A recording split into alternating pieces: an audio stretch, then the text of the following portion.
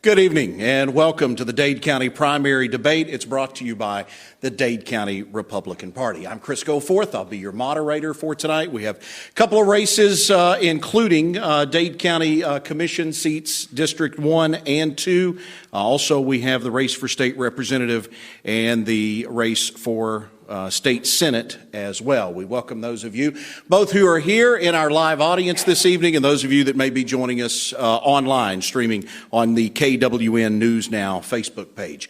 Just a real quick rundown of the rules for tonight and how this is going to work. In races where there is no opposition or an opponent is not in attendance, candidates will have 5 minutes to introduce themselves and discuss their platform. In races where opposition is present, each candidate will have 2 minutes to introduce themselves, and then each candidate will be given the same question and will have 2 minutes to respond. In addition, each candidate will have the chance to ask one question of his or her opponent. We're going to save that until the end. We'll rotate who begins each question cycle, and each candidate will be given 1 minute for a closing remark. So with that being said, we are just about ready to get things started. We're going to take a quick break. We'll get our first race up. We will start with the Dade County Commission seat, District 1, with Lamar Lowry and Chris Wade. We'll begin there tonight, and we will do that when we return. Welcome back tonight to the Dade County Public Library for the Dade County primary debate.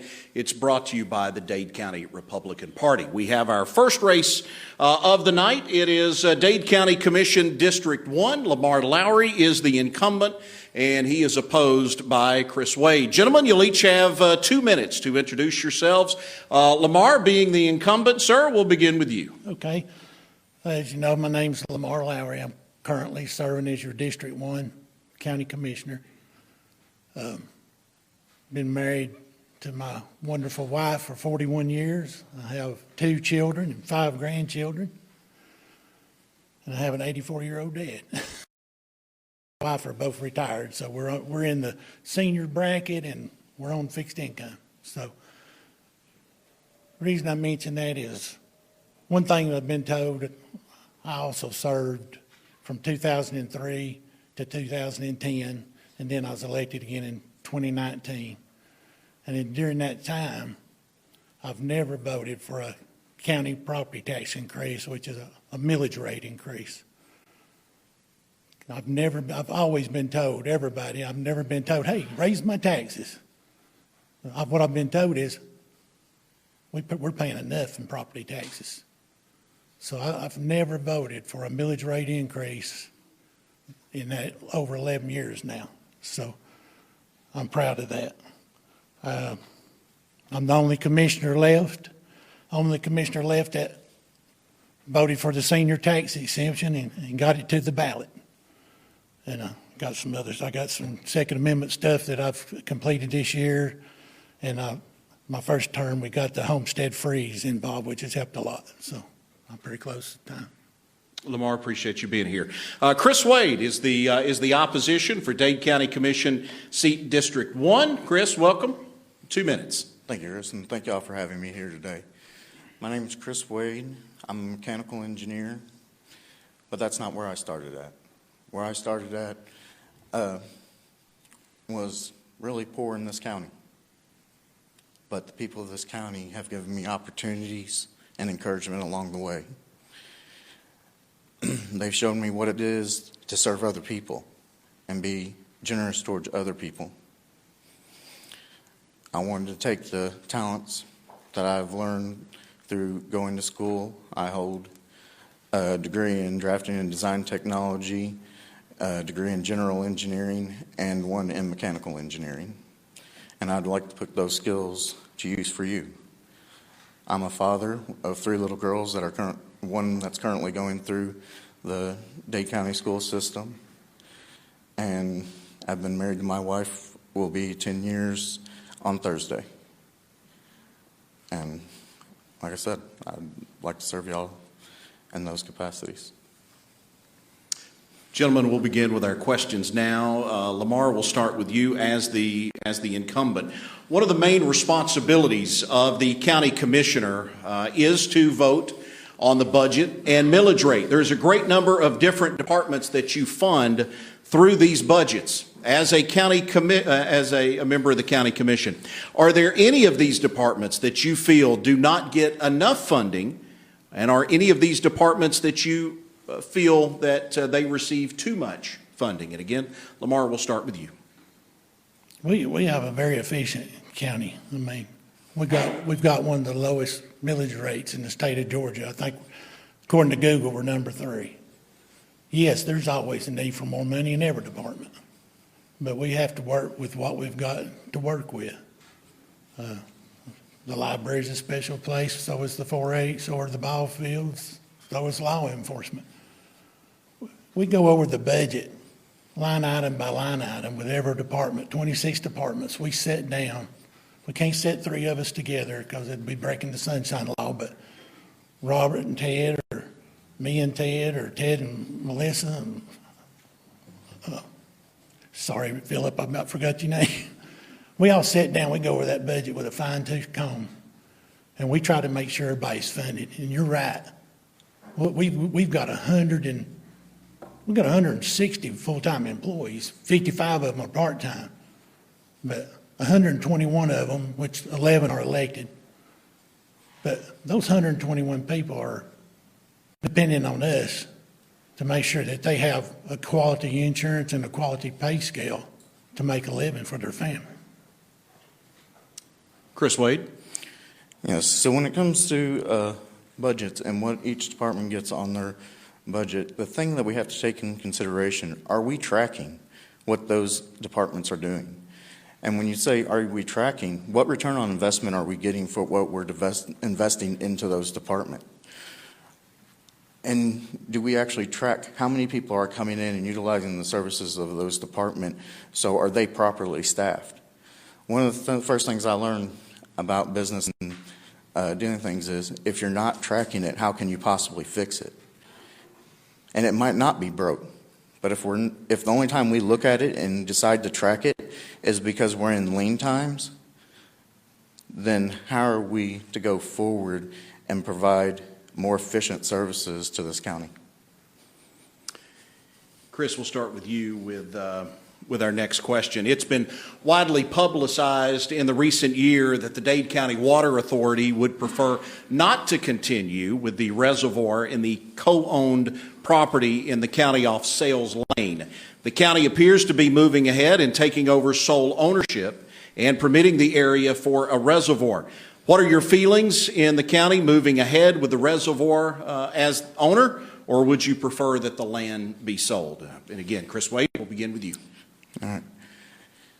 With the reservoir, this was the same question almost that we were asked 2 years ago at the last debate. So we're still dealing with the same issue we had 2 years ago, and nothing's really changed with the issue. We haven't had a true feasibility study that shows exactly the way it needs to be done, if it can be done, is the property utilized, and for heaven's sakes, why did we pay that much money for a piece of property that's in a floodplain? First of all, the property wasn't worth that to begin with, and there's no way that we're going to recoup that money if we sell it. So now we've got to determine, are we going to sell this at a loss? Is it able to be done? Or how are we going to turn this property over and allow the people to start utilizing the money or the property that we spent their money on? And Lamar? Okay, as far as the reservoir goes, I just want it known that me or Philip, neither one were on the board when it was bought. We're dealing with after the facts now. Right now, we don't even know if the water board is going to be allowed to take that loan and hand it to Dade County, because they got the loan with GFA, not with Dade County. And we should find out in the May meeting of GFA if that's right. But I agree with Chris. There wasn't enough studies done on it. There's been no core drilling to actually tell us, hey, can this be 20 feet deep? Or is it going to hit a cave in the center and not hold, which there's remedies for that. GFA thinks it's the best thing in the world because water is going to become scarce. It already is in a lot of places. And what about a spill? We have nuclear waste, whether you know it or not, that goes down this freeway, and we have all kind of chemicals that go on that railroad out there that could railroad jackknives and the trains lose, and those chemicals hit one of the little tributaries that runs into Lookout Creek. We've got to cut our water off, our intake system off, so we don't pollute all of our pipes. So what are you going to do? We're tied into Tennessee American Water Company, but we can only get 500,000 gallons a day from them, 500,000 gallons a day from them. So where's the other 1.5 million to 2.5 million going to come from? 2.5 million in the summertime, 1.5 million in the winter. Where's that water going to come from? We're going to look like a third world country out here with buckets trying to gather water to bathe and cook with. What? Have I got a little more time? Or? Yeah, about 10 seconds. But the way the water board handled it was uncalled for. It caused a lot of distrust in the whole community. They said they can't afford it. They can't afford the payments, but they haven't let everybody know that they went out and borrowed another $3.7 million from the same company, from GFA, from the same Georgia Environmental Finance Authority. That worries me. Our water company's in debt deeper than it's ever been. Tennessee Americans want our water company. And we have no control. It won't be no longer be a citizens water company. It'll be a privately owned company that can charge us what they want to. So, Lamar, we'll begin with you with our next question. The special purpose local option sales tax for transportation is once again being talked about to appear on the November ballot here in Dade County. The T-Splost would produce a 1 cent sales tax to the county to be used for roads, bridges, and transportation issues. The T-Splost failed in the county once before. Are you in favor of T-Splost returning to the ballot? And Lamar, we'll begin with you. I'm in favor of it. I've heard people say I don't vote myself a tax. Them same people want to jump on us about why my road's not paved. We get LMIG money, local maintenance improvement grant. That's what we get from the state. Each commissioner turns in roads in his district that he feels like are in bad shape and they need paving. These guys from the state come in, they go over it and they look at stuff like traffic count and width of the roads and everything. And they tell us how much money they're going to give us for paving, and then we have to either match it by 30% or do another 30% of paving on top of that. We have 243 miles of paved roads in Dade County. We're averaging doing 45 miles a year. So that tells you in 10 years, there's going to be a lot of roads that need paving. And that don't count when like they're falling off the side of the mountain. We don't have no choice but to fix that. We spent $1.1 million fixing that County Road 6. That had to come out of our splash funds. And paving, nothing's getting cheaper. Paving's getting more and more expensive. But at the rate we're going, in 10 years, we're going to still have 200 miles of roads that haven't got paved again. And so, yeah, I'm for the 1%. It's up to the citizens. That's what we try to do. But that's just for paving. There's other things that there's on the roads I live on, and I know in my district, there's a lot of places where guardrails are needed. When we've got 2 bridges right in my neighborhood, there's 12-foot drop off into a creek. There's no guardrails on those bridges. That money could be used for a lot of things. It could help. It could actually, according to what we talked with Ted about, could even help keep our millage rate lower, because we'd be able to do a lot more paving. Chris, your opportunity. Yes, as far as roads are something that are actually kind of near and dear to me, as I've made my living the last 17 years working in that industry. The company I work for, we build asphalt equipment. So the thing about the T-Splosh is guys, we got to do something for our roads. And what a lot of people aren't taking into consideration currently is with Georgia suspending the gas tax, well, that's what funds your roads. And that's what funds road money coming in from the state is that gas tax. So I have a feeling if we don't go forward and at least put it on the ballot to see if the people wanted to do it this time around, we're going to be hurting ourselves more than we know, not just for maintaining the roads that we currently have, but we're going to be missing out on money coming from the state because of the way fuel prices went up. And normally, like I'd say, I wouldn't be in favor of doing a tax most of the time. But when you look at this situation and the situation that we're facing going forward, that's a major concern due to the lack of funds that we're going to have coming in from the state this year. Currently, there is a lot of federal money that the federal government passed last year for the transportation costs and stuff that will be coming into the state. I believe they did like a 5-year, $500 million plan, and that's pretty typical for about a 5 to 6 year billion plan. That's pretty typical for a 5 to 6 year plan, and road cycles is about a 5-year cycle of when the government the federal government does stuff for roads. So, and I know that we need it. I go down Sarah's Chapel, and we're about to have Sarah's Chapel wash out. There was a sinkhole that opened up over there on Sarah's Chapel Road that most people don't see. Chris, we'll begin with you with this question. In considering your own personal vision for the future of the county, can you give us your top 3 issues that once elected, or Lamar in your case re-elected, that you would like to see be the matter of focus in the coming years? And again, Chris, we'll start with you, sir.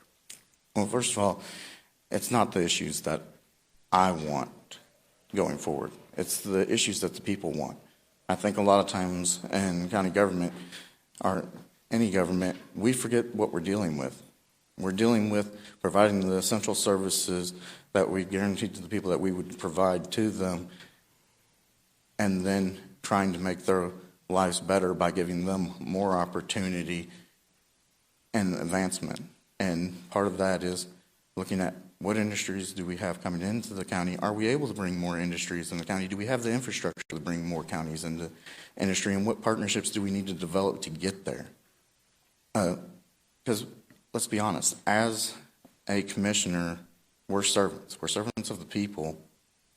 But above anything else, that's taking the resources that the people have provided to us to provide them the services that we've guaranteed to them, and to look into how are we going to make their life better if there's a surplus with that. Lamar? Okay, we have, well, I hope people know about it. We don't have a lot of a big turnout, but we have a comprehensive plan that we have to do to be able to apply for grants. We have to complete that every time, and the citizens come and make up this list. It's a wide variety of lists, but we keep narrowing it down. It'll probably be presented in the next commission meeting of what the citizens have said, this is what we need, this is what we need. And infrastructure is one of the higher things on the list, because we've lost some companies because we don't have the infrastructure that we need. I mean, we just recently lost a big company because we don't have the sewage capacity. And sewers is one of the things that was top on the list. Homeowners, it takes a $300,000 house to pay for the services a county furnishes, because residential, for every $1 you pay in taxes, you get $1.40 in services. For every $1 you get from a company, you pay 35 to 40% in services. So you let that get off, and we're not going to be able to afford some of the things we have and come to get used to. I mean, some things are wants, but we all seem to want the same thing. We look at this beautiful library. We want our library. We have hundreds of thousands. We have thousands of kids that take use of those soccer and football fields. This library does a lot for the kids and adults and everybody else.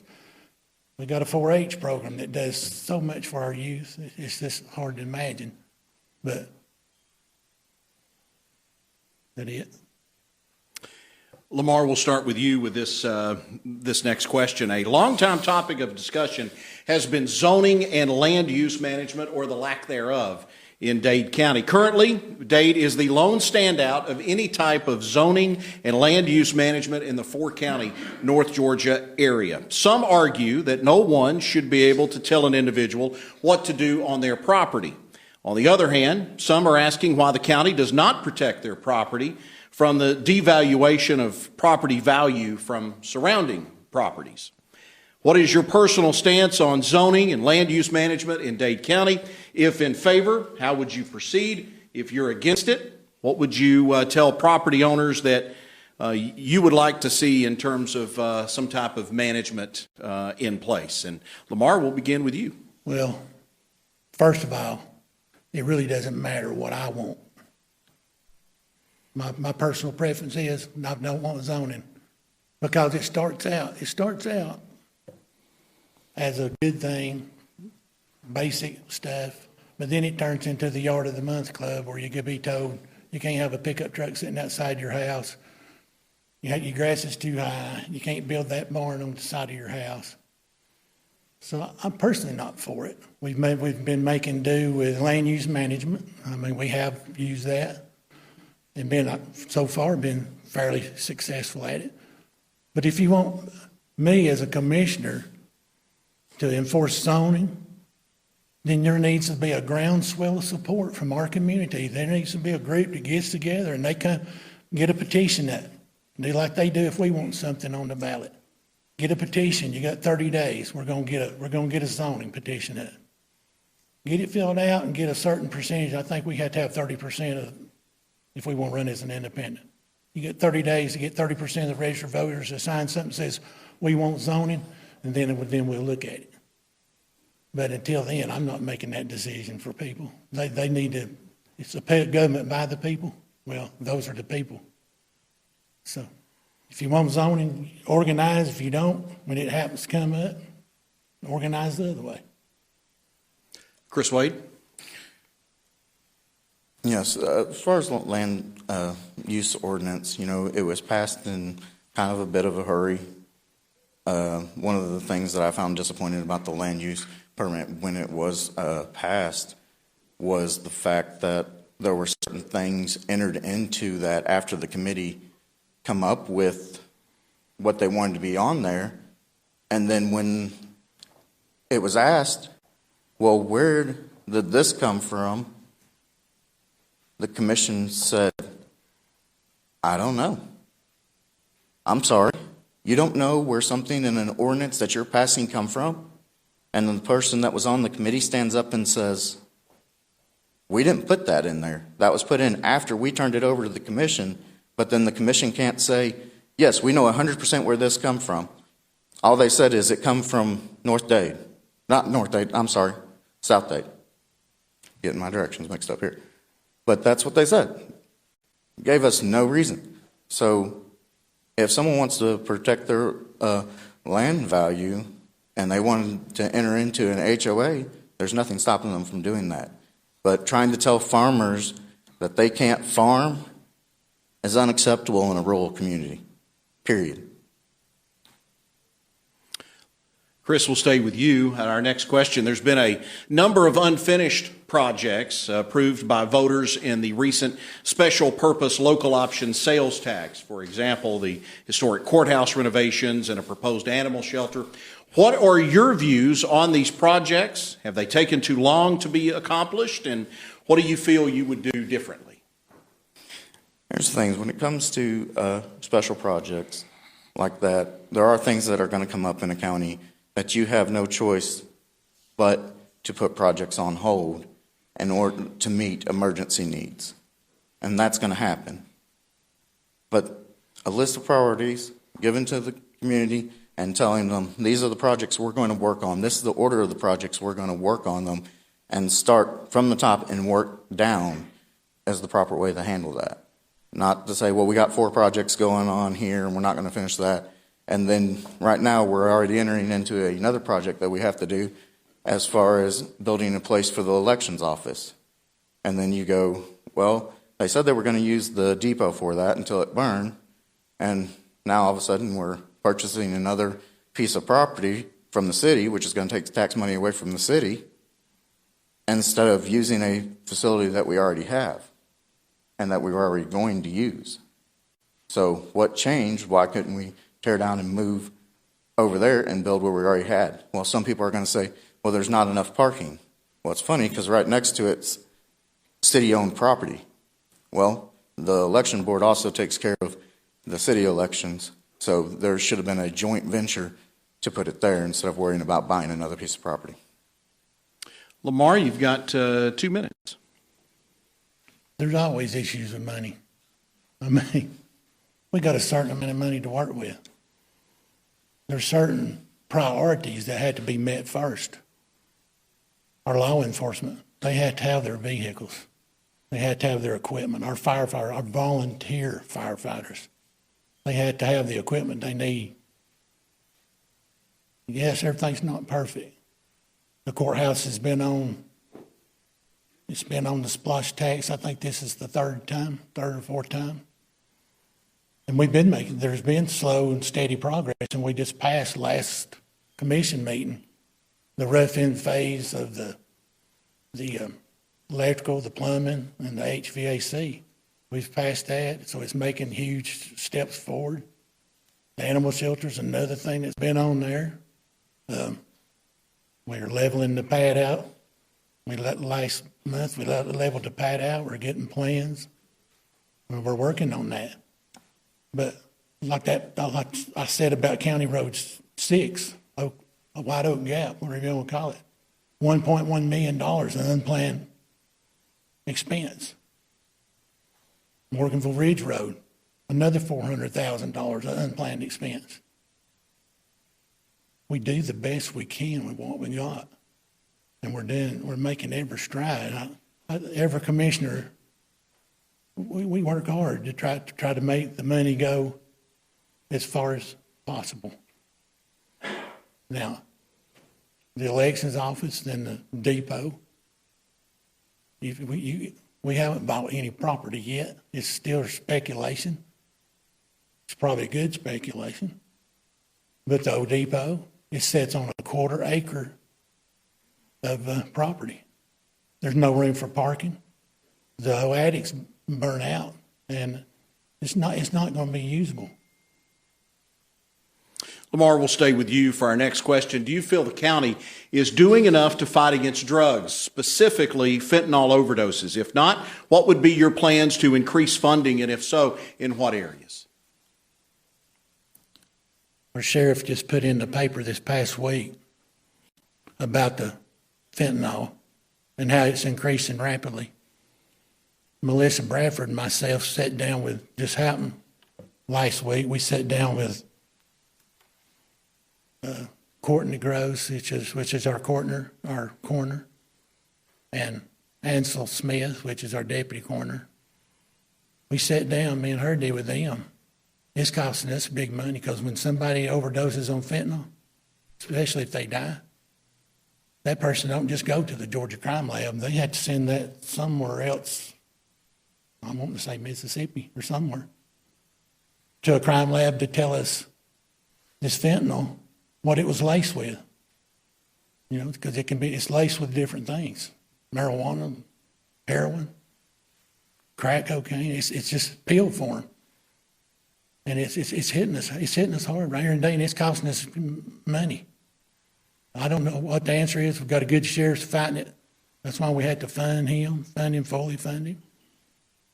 But until this, I shouldn't say that word, but until this, what's going on at the border stops, I don't know if it's going to get better, just to be honest with you. I think we're going to have to fight this right in our own backyard.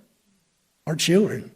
Like he said, I've got three grandchildren that go here to Dade County High School, and it's been around the schools.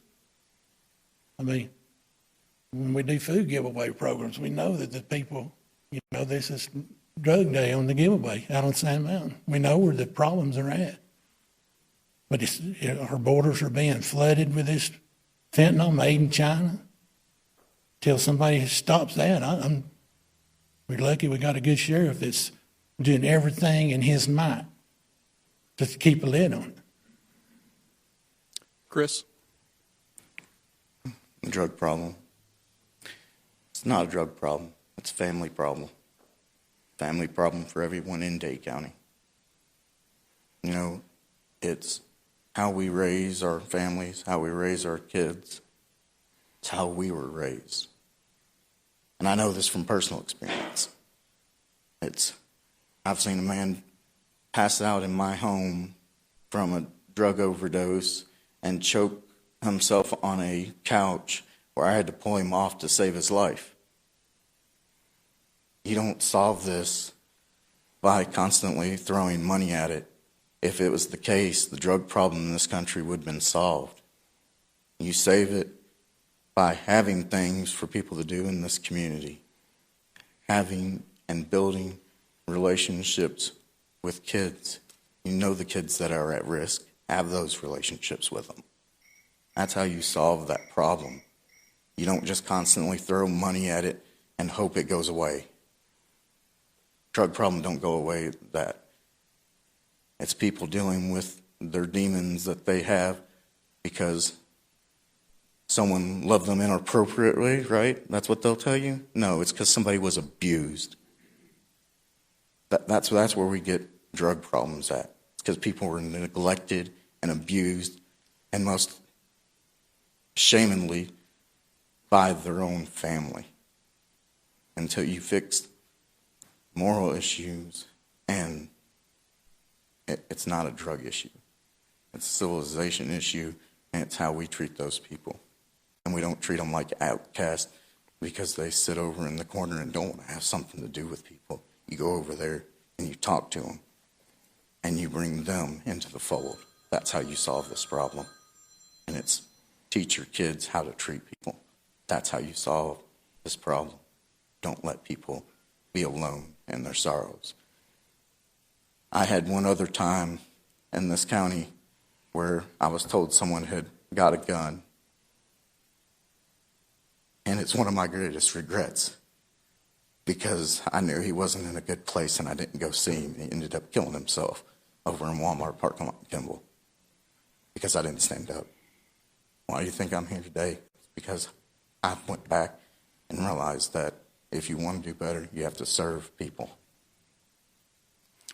Chris, we'll stay with you. Dade County is experiencing its lowest unemployment rate that it has seen in decades. The industrial park seems to be thriving as they constantly increase the need for new employees. Is the county doing enough economic development in your opinion? And if not, what would be your specific plan to increase economic development locally? We are doing what we can for economic development in this county. I think they've actually done a fairly good job on doing economic development. Part of the problem on our economic development is what our infrastructure will allow us to bring into this county. So it's how do you tie that into what we want to do in the future? But it's not just about economic development as far as what businesses we're bringing in as far as industry, but what type of business are we bringing in to even bring tourism into this county? You know, we had a great relationship with a bike community that used to come here and have a tour race over here. And it went away, partly. We didn't want to support it. So if we want to bring things in, we need to bring some more tourism into this community and advertise ourselves to the kind of the great community that we are. Lamar? Our special purpose local options sales tax is the 1 cent sales tax that we have that just passed. There's $1.2 million in there for infrastructure and land development, whatever our industrial development guys feel like they need it, that will benefit us the most. We got William back, he's back there tonight. He's our economic director. We support the IDA, the Industrial Development Authority, the JDA, the Joint Development Authority. Because of those figures I mentioned a while ago were so important. The cost of services. That's what makes us be able to allow and have the things we have that we need for our children. The stuff that I listen. The north end, we spent a lot of money a decade ago getting the sewer system put in on that end, tied in with Chattanooga. Really hasn't panned out too good, but they're working on it. I mean, they're trying to find, we don't have the water supplies on that end to support what we need for the infrastructure. So that's another thing. The water company's got $1.2 million also in that splosh to help with do improvements. Now that can be on different things. It's the water boards, they're an authority just like the Industrial Development Authority is. They decide what they want to spend it on. But tourism, I don't know why that's a big deal. People just don't see it.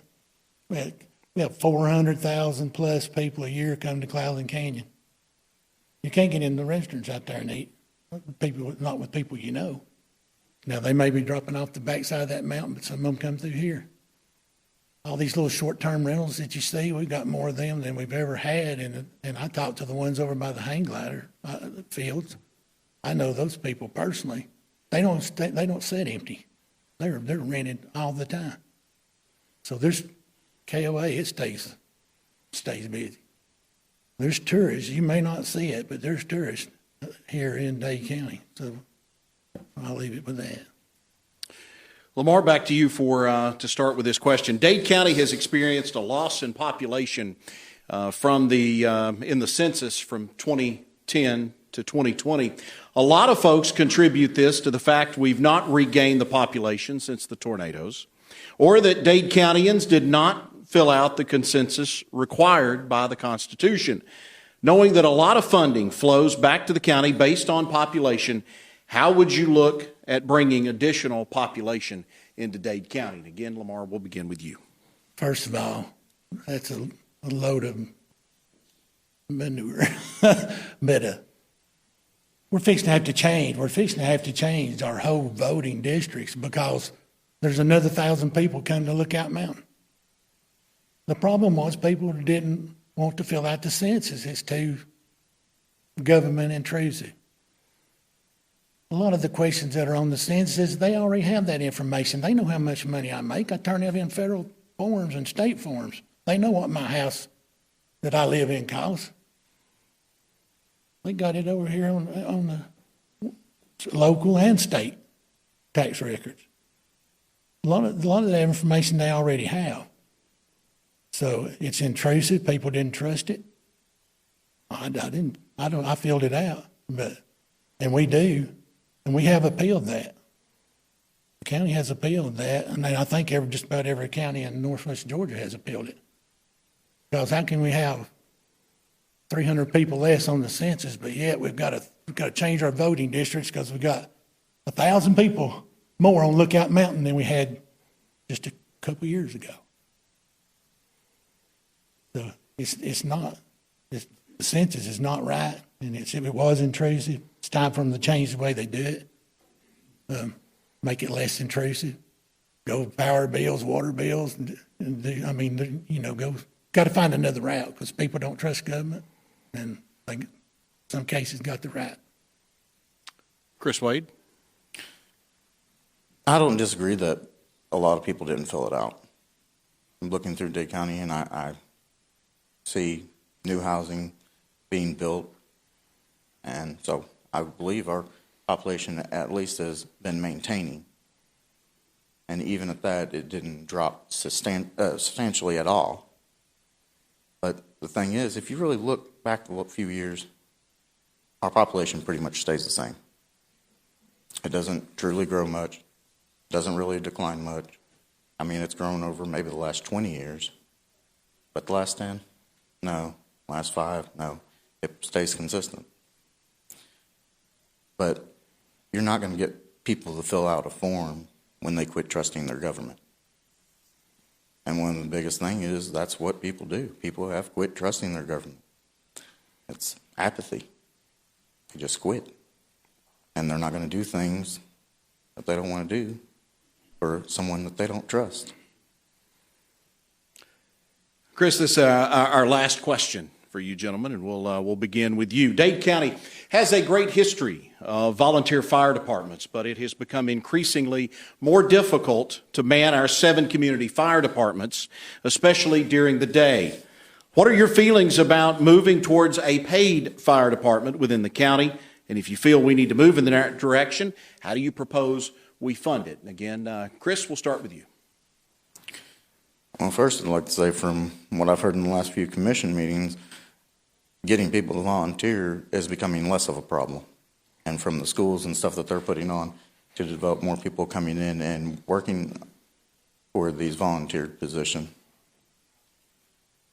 I would look at if we did end up having to go to a paid position to make sure that we have someone there full time. It might be something that we have to do, but we're going to have to look at that closely and see what the trends are, and not just say, well, in the past we haven't had enough. And what they're saying, they've had more recruits lately than ever before. Now, one of the question is, are the recruits home during the day? So that has to be answered, and are there people that can serve during the day? But a bigger question is, why was when we had a fire out in Wildwood, the fire hydrant that was closest to the house wasn't even connected and wasn't usable. And that's kind of unacceptable. I mean, we need to go out and check and make sure that the other ones are in use. And if they're actually active, leave them. And if they're not, remove them or make them active again. Lamar? We're lucky to have the ones we got, there's no doubt. We're volunteer fire departments. We spend millions keeping them with equipment, but it actually costs money to be a volunteer fireman. Because it's your gas that you use to run to the fire hall. It's your wear and tear on your vehicle, your time. So we're lucky we've got the ones we got. We've looked at funding a fire department, but it's $2 million that we don't have. This is not a good answer. We looked at maybe adding $1 or $2 to the water bill. Everybody went crazy. So I'm not sure what the answer is. We're lucky to have the ones we got, and we'll keep looking at it. But Chris I'm glad he brought up this point. The water, the fire hydrants. There's a lot of them that are not working in this county. I went to the fire chiefs here I guess it's been 3 months ago. I said, bring me a list, all 7 chiefs, bring me a list of all the fire hydrants that are low or not working in Dade County. And their response was, why? We've turned that in multiple times. I still haven't got the list. I know in my Wildwood, where he's talking about, that's where I live too. I live on Creek Road. There's several fire hydrants that we put bags over, and the water company just takes them off. They went as far as painting the fire hydrants black to signify to them these are dead hydrants. Now we have an intergovernmental agreement with the Dade County Water Authority. And part of it says that they will maintain those fire hydrants, both the flow and the active and the working ability of the fire hydrant. They're not fulfilling their deal of the agreement. That's one reason, one of several reasons that I didn't put my board member back on there this time. Because the Slacks, Mr. Hickey's father-in-law, parent-in-law, he told me about it. And we know it. It's all over the county. And what if it's your house next? What if his little boy instead of just getting burned, had died? The burn's bad enough. But they didn't have adequate water supply. So I'm hoping for a change. That's why I changed board members. Had nothing against the other one. The definition of insanity, doing the same thing, expecting a different. I had to do something different. And that is If I can get that list turned in from the fire halls, we're gonna go to the water board and say, look, this is a reason that can be used to remove the board members. They're violating their agreement, their mutual agreement with the county. So, Guys, before we finish, we'll give each of you, if you want to ask your opponent a question, you have certainly got that opportunity to do so now, but you don't have to. Chris, we'll begin with you if you would like to. No, I don't have a question for Lamar, but first I would like to tell him, thank you for the service that you've provided to the county thus far, and no matter, how it turns out, I thank you for the service and you being willing to serve. I also got no questions. Me and Chris, we've got along fine. And it's good to hear at this debate that there's a lot of stuff we actually agree on. So I guess whoever wins, wins. Gentlemen, I'll give you each of you an opportunity for a closing remark. Lamar, as the incumbent, we'll let you go last in this case, and Chris, you've got 1 minute.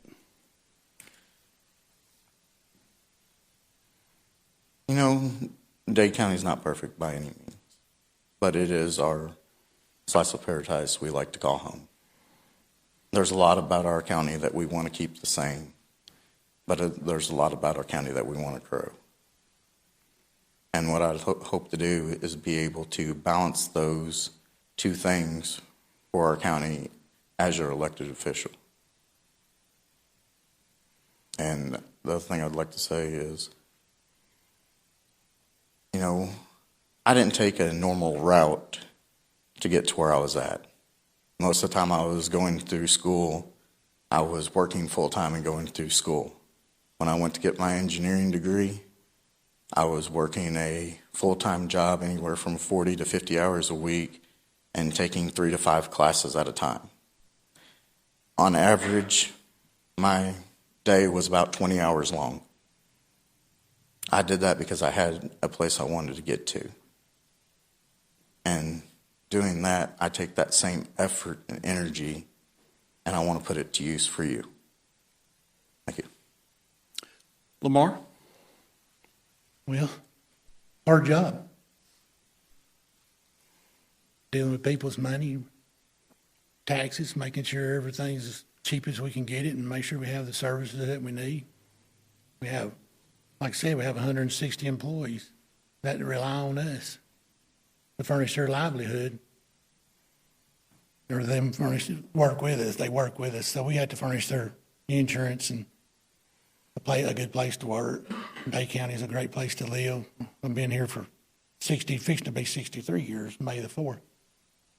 But I've never voted for a property tax increase, and that's what people tell me they want. I'm the only commissioner left on that board that voted for the senior tax increase and got it to the ballot, the senior school tax exemption, and got it to the ballot. And it passed overwhelmingly, like 78%. Some people are working against it, and that's okay, but I'll fight it till the end for it not to be back overturned. You feel strongly that you've been blessed enough that you want to pay your school taxes, pay them. It's not a mandatory program. It's a volunteer program. You have to go sign up to get the exemption. I worked hard my first term getting the assessment freeze on your homes. You can go, I don't know if you know it, but you can go over and sign up to have your assessment frozen on your house, and unless there's a major increase, a major construction of your home, it stays there. It stays locked in at that value. That was big, and I wasn't the only commissioner still on the board that now, but that's some of the things I've worked for is to keep taxes low and Dade County is a great place to live. I want my grandkids to be able to stay here. That tax increase is right now is so important. We got people that are moving in here trying to get out of these big cities. They're used to paying $30,000 a lot. They don't think about giving $12,000 an acre for a farm. My property values are at $5,000 an acre. They start comparing me to them, they're going to price me out of my home. I've done the best I know how. Been as conservative with your money as I know how, just like I would if it was my own. I'd like to have your support and your vote. Well, what's more important to me than anything is I hope I've earned it. So thank you. Gentlemen, thank you both for being here tonight, and best of luck. Our Dade County primary debate brought to you by the Dade County Republican Party. That will continue from the Dade County Public Library in just a moment. Welcome back to the Dade County Library. As we move along on our Dade County primary debate, it's brought to you by the Dade County Republican Party. Glad to have you with us tonight, streaming on KWN News Now, on the Facebook page, wherever you may be joining us from. Certainly glad to have you with us. We move along now. We go to Dade County Commission District 2, and we welcome the incumbent, Philip Heartline, and his challenger, Patrick Hickey. Gentlemen, glad to see both of you here tonight, and we will give each of you an opportunity to have 2 minutes to introduce yourself. So, Philip Heartline, being the incumbent, we'll start with you. You've got 2 minutes. Thank you, sir. I'm Philip Heartline. I'm been a commissioner for 3.5 years now, roughly. Lived here my whole life for 44 years. I've got a beautiful wife and 3 kids that go to school here. And I traveled a lot around the country, and I love my hometown.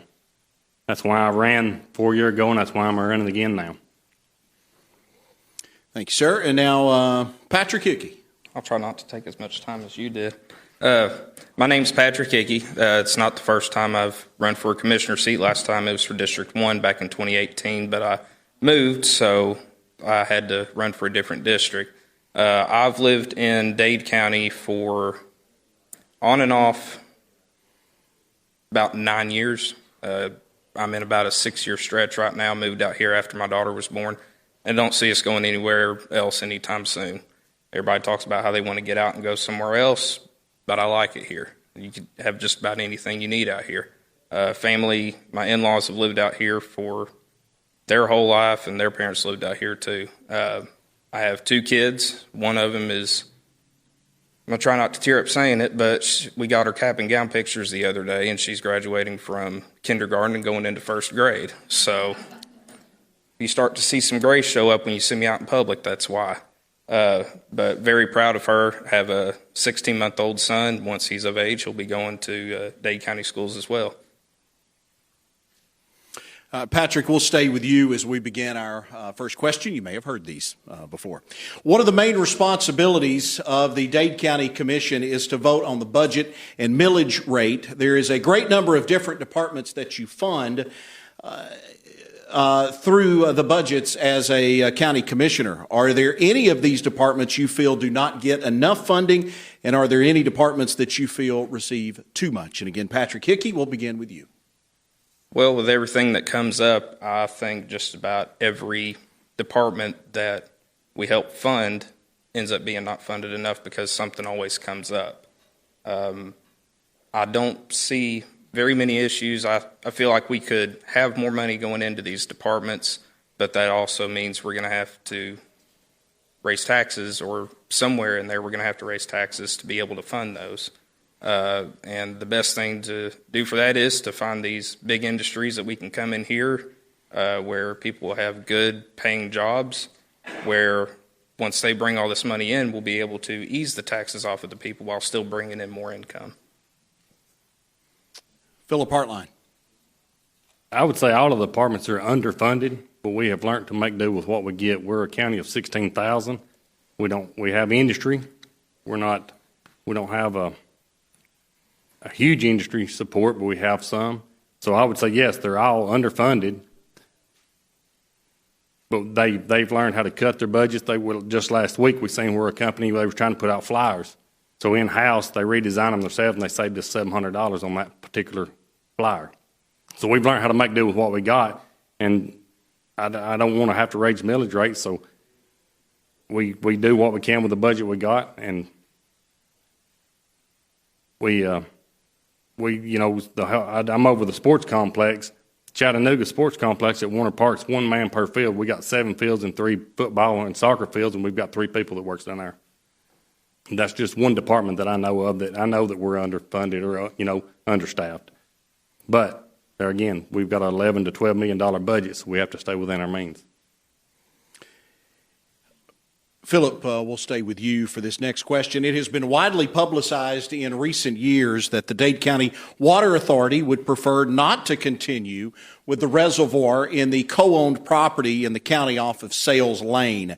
The county appears to be moving ahead and taking over sole ownership and permitting the area for a reservoir.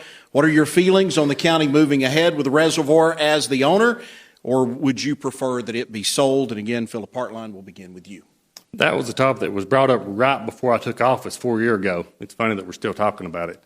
I went, probably 2 years ago, I went to Atlanta and talked, and they said there was plenty of grant money out there to build this reservoir, but when I got there, I didn't seem to find any. They've not been any core drilling to see if it will hold water. Do we need more water? Yes. We've got I think we can draw 3.5 million gallons a day, and we're up to about 2 million gallons of usage of water. Do I think the reservoir will hold enough water to help our issue? No, I don't. At the time, until we have some further information saying that it would work, or they can prove to me that the numbers would work, or we can get grants to help build it, I would prefer to sell it. Patrick Hickey. I agree. We probably do need to sell it. I don't think there's been enough work done to it over the past 4 years that it's been talked about. I think we've wasted more money trying to prove why we need the land rather than just moving ahead with the project they said they wanted to go ahead and fund. It's been a mess ever since it was discussed at first. And, here we are 4 years later, and what more progress do we have on it? And, it's not my opponent's fault at all as to why it's not moving forward like it should be. It was purchased before he even took office. So, like Lamar and Philip they're getting the rough end of it. So hopefully if I'm elected in, I can work how I need to be able to either move forward with funding this project to get it done or just selling the property. Patrick, we'll stay with you for our next question. The special purpose local option sales tax for transportation is once again being talked about to appear on the November ballot here in Dade County. The T-Splost would produce a 1 cent sales tax to the county to be strictly used on roads, bridges, and transportation issues. T-Splost failed in Dade County when it was first voted on. Are you in favor of T-Splost returning to the ballot? I feel like T-Splost is a good thing for the county as long as it's used for what it's intended to be used for.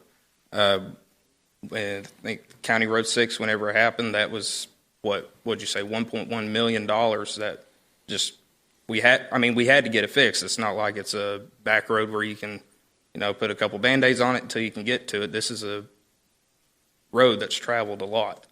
I think it was the last commission meeting, it was said that and I think it was Mr. Rumley that said it, where he was talking about making the T-Splost the actual road budget, getting rid of the road budget, using those funds somewhere else. I don't think we should do that. But I think we should go ahead and keep the T-Splost on there because with all the rain that we've been getting and all the weather changes that we've had, it would be a good use for the county to keep it going. Philip? With T-Splost, when I first got into office, I didn't think we needed it. There's roughly 300 miles of roads in the county, and at the time, I've not talked to Billy lately, but it's $70,000 per mile. It's what it costs the county if we do the labor ourselves to pave. It's over $100,000 now if we hire it out. We paved Hales Gap, which is roughly about 4 miles, I think, and it was almost $400 and something thousand. It costs $5,000 a mile to put 4 stripes on the road, 2 in the middle and 1 on each side. But the problem with T-Splost is it needs to be presented correctly. It needs to be used what it's said for, and that's for roads, bridges, and culverts. There's wording in there that you can veer off from that and do sidewalks or transportation or other means. We need the money to pave our roads and stripe them. So if it was presented right, I'm for it. Do we need it? Yes. If we don't get it, we'll deal with what we got. But I'm like Patrick. It has been said that we'll take the road department budget and move it somewhere else. We don't need to do that because there's still other things that we need to do. We still have to mow. We still have to cut the bushes and trees back. So I know leave the road department budget where it's at. If the T-Splosh is passed, we put it on the ballot, that's great. But I also think it ought to fall off after it's time for a year to where you don't have on-running projects to get it voted back in for the next term. Gentlemen, we'll start with Philip. In considering your own personal vision for the future of the county, can you give us your top 3 issues that once, in your case, reelected, and Patrick, for you, elected, that you would like to see be the matter of focus in the coming years? Well, my top 3 is infrastructure, and then the second one's probably still infrastructure. The third would be the cost of living. And when I say cost of living, I just mean our millage rate for our property taxes. We want industry, we want businesses to come in. We have sewer in the city and very little in the county. So in the next 4 years, I would like to shoot for more infrastructure. We do need some more industrial development. We need some restaurants, but with restaurants, we need housing. For housing, we need more people. So in the next 4 years, I would rather work on the infrastructure, maybe have a different location of where we do our economic development instead of in the city. We already have a traffic issue in the city. So I think we ought to develop another area so we don't just keep compounding that issue. Cost of living, I'd like to lower our millage rate at least a mill or two. People that's on a fixed income, you've got property taxes, and it's hard for them to pay it. And I hate for someone to lose their home that's worked their whole lives just because they can't afford to pay their property taxes. Patrick? I do agree with Philip. Just about probably all my top 3 would be the industry, and then also making it cheaper on everybody else. We can have, Dollar Generals come in here as many as we want, just so somebody has one right by their door, but that's not going to help bring in more money into the county to be able to lower the taxes so people don't have to pay as much. We need, like I said before, we need some industries to come in that have better paying jobs, and then for people to be able to buy land out here, to be able to live out here, because it's a great place to live. And we can have improvement in the county without you losing your sense of a small town community. But we need to be able to move forward. Patrick, we'll begin with you with this question. A longtime topic of discussion has been zoning and land use management in Dade County. Currently, Dade is the lone standout of any type of zoning and land use management in the 4-county North Georgia area. Some argue that no one should be able to tell an individual what is on their property. Others ask the county why they don't protect their property from the devaluation with zoning or land use management within Dade County.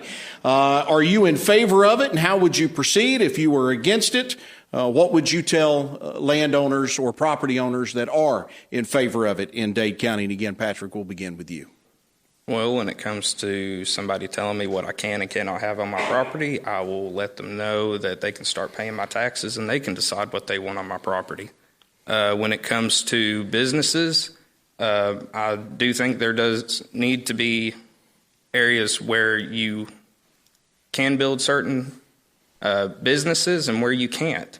Just because you don't, I think it was in North Dade, how long ago was that? Like 3 or 4 years ago. I think it was right after you took office, where they were wanting to put a chicken processing plant out in the north end of the county. That would make anybody's property value drop down. And it stinks. Nobody wants it out here. But for businesses, I think there does need to be zoning. But if anybody wants to come tell me what I can and cannot have on my property, I'll give you my address after we get done here. And I'll listen, but I probably won't do it. Philip? With this topic, if you don't think we've got zoning right now, you're sadly mistaken. Land use management is zoning. It is pick and choose zoning. We're going to choose this person gets to do what he wants, but this other one will not. If we pass zoning, it needs to be a 2-year process. It doesn't need to be, hey, we're going to pass zoning, here it is next month, and we pass it. I think there ought to be multiple meetings on zoning. I believe there ought to be a plan in place to what we're going to do, and then once we put it in place, it ought to be locked in for at least 10 years before we go back and redo it. As far as telling everybody what to do on their property, that's technically not how I'd want it to start out. You could start out as, take the whole county, blanket as agriculture, then go into subdivision and say this is residential. We know in Trenton, we got the industrial park, then that's businesses. But until we have some form of where things go, we can't grow in the direction we need to grow. So am I for zoning? Yes. But it's a 2-year process with a lot of input with more people than just me. Philip, we'll stay with you. There's been a number of unfinished projects approved by voters in the recent special purpose local option sales tax, such as the historic courthouse renovations, the proposed animal shelter. What are your views on these projects? Have they taken too long to be accomplished, and what would you do differently? I know one of the projects that's on the list is a community center for Davis. Everybody wants Davis to have a community center once, we got our school. But there's not as many projects left over that people think. I know there's the courthouse, which we've just passed money. And if you've been to any of the commission meetings and watched, I told them I wouldn't approve any more money on my part until they got a plan. They've got a set of plans now, and we have a direction where we're going to go with that. So as far as projects, they should be moved quicker, but if you don't bring in the money, right now we're bringing in $220,000 to $230,000 a month in splosh. It wasn't several years ago, it was $100 and something thousand. So, you do the projects as the money comes in, but you're going to prioritize and put the stuff that's the most important on top. So the stuff that you're seeing on that tail end that's not getting done is the projects that's not, not priority. But the courthouse, I want to see it completed. The animal shelter, that's a touchy subject for me because I believe once we build it, just like the fire departments, they say we'll get volunteers. I think once you build a building, then you've got to fund it. So your general budget goes up regardless of what you think, and you're going to get volunteers to run it. If we build an animal shelter, our general budget is going to go up. So you've got to be willing to pay more in taxes if you want some of these projects done. If you want them done, then it's going to cost you in taxes. Patrick Hickey. Yeah, I think I answered a question about the courthouse 4 years ago when I was running for District 1. I hate to see that it's not been completed yet, but it's just stuff costs money. And we do have some coming in, but we also do have projects that have been at the top of the list that have probably been on there for 10 years that are still not completed. And we're just I'm not elected, sorry. They are just now getting to them where they can be completed. I'm sure there's a long list of stuff that needs to be done. People want to see animal control around here. Best thing for that is go get your pet neutered. That would be the best way to do that until we're able to get something like that in the county. But I think the county is doing a good job on projects getting done. And, there's people complaining. Like I said before, there's stuff been on there for 10 years, probably even longer. But it's slowly getting done because it does take money to pay for it. Patrick, do you feel the county is doing enough in the fight against drugs, specifically fentanyl overdoses? If not, what would be your plans to increase funding, and if so, in what areas?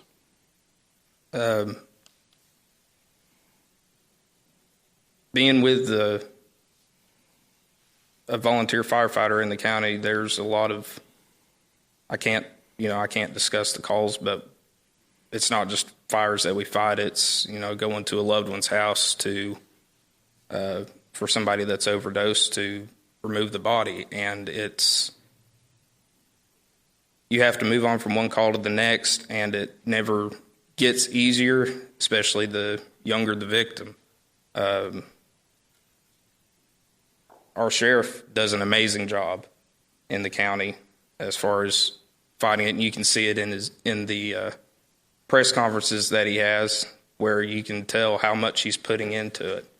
So I feel like if there's a way to get more money to fight stuff like this, to do it, but I feel like we have the right person for the job that's out there in the front line taking care of it.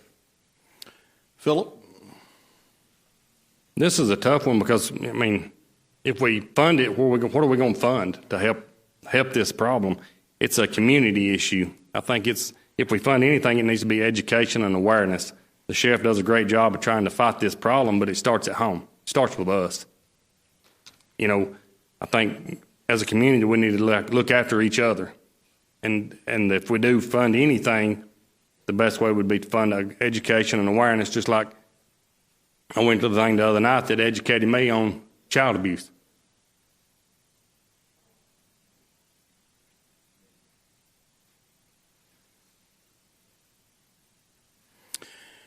Philip, will stay with you. Dade County is currently experiencing the lowest unemployment rate it has seen in decades. The industrial park seems to be thriving. Is the county doing enough economic development, in your opinion? And if not, what would be your specific plan to increase economic development locally? For the city, yeah, they're doing enough. But, you know, to go forward in the future, I think we need to develop more outside of the city. I think there's an area in the county that's a good spot to develop, and I think we need to go towards that area to develop. Do I think they're doing that now? I do not. They stay focused on building more businesses in the city, and we already have a massive traffic problem in Trenton, and, you know, the more business we put in, the worse it gets. So as far as doing enough, we're not planning on traffic, how to reroute it, how to make it better, nor are we trying to develop a different area in the county. So in my opinion, I think within the next 4 years, we need to work on developing a different area in the county to put more businesses in. Patrick? I think the biggest issue of getting industry to come into the county is there's a lot of people that have lived on their land for years, and it's passed down from generation to generation, and they don't want to lose that small town feeling. They'd rather see, you know, the city of Trenton probably have gridlocks rather than trying to make sure they don't have a big industry in their backyard that's affecting their property. I think every time that we hear the unemployment numbers, or that we see the unemployment numbers get lower, that means there's more businesses coming in, and it's helping a lot. And it's great to see a county of 16,000 people have an unemployment rate that low. I feel like we can do better, but we are moving in the right direction. Dade County has experienced a loss in population since the 2010 census. A lot of folks contribute that to the fact that we've not regained the population since the tornadoes, or that Dade Countyans did not fill out the consensus required by the Constitution. Knowing that a lot of funding flows back to the county based on the population, how would you look at bringing additional population back to Dade County? And Patrick, we'll begin with you. I think one of the things that we could do is talk to the Lyman School about building their own housing for the students that come in. I know at a place I lived at before here, 4 or 5 houses around me, they house the linemen for the school. And so that it's a lot harder to find some place to rent, because I'm not sure what the dollar amount is for the homeowners that they get for the students to stay in the houses. But I do know there's a lot of students that come in, and it's a great school. It's a great program. I feel like they could probably help us out with get us some housing in the county, and that would free up more housing for people to move here without having to find property and build on it.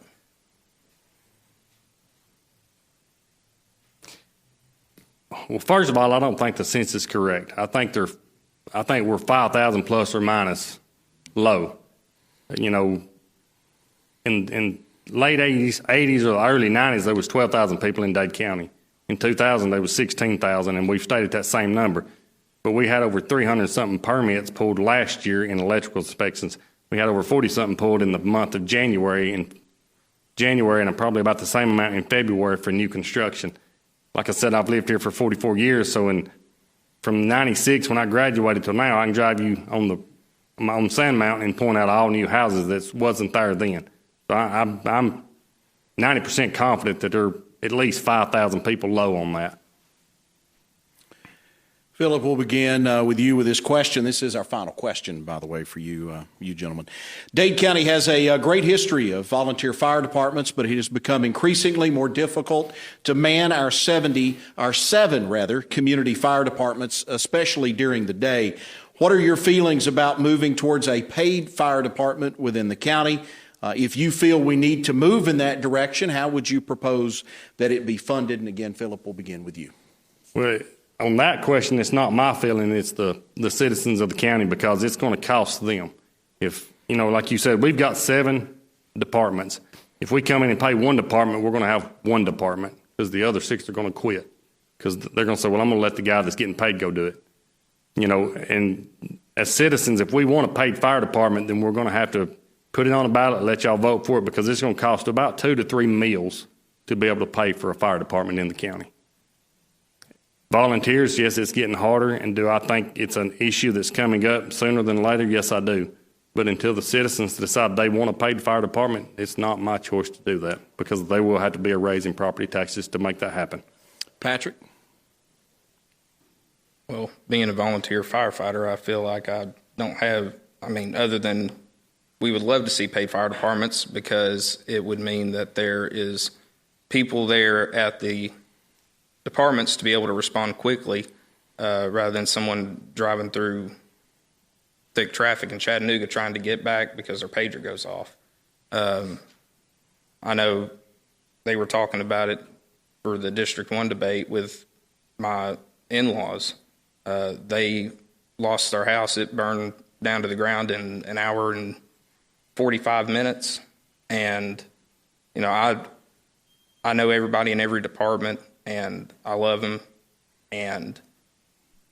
But I know if we did end up getting towards a paid department, that maybe the outcome would have been different, and it might be different for somebody else, and it might make their house insurance a little bit cheaper because we have paid departments.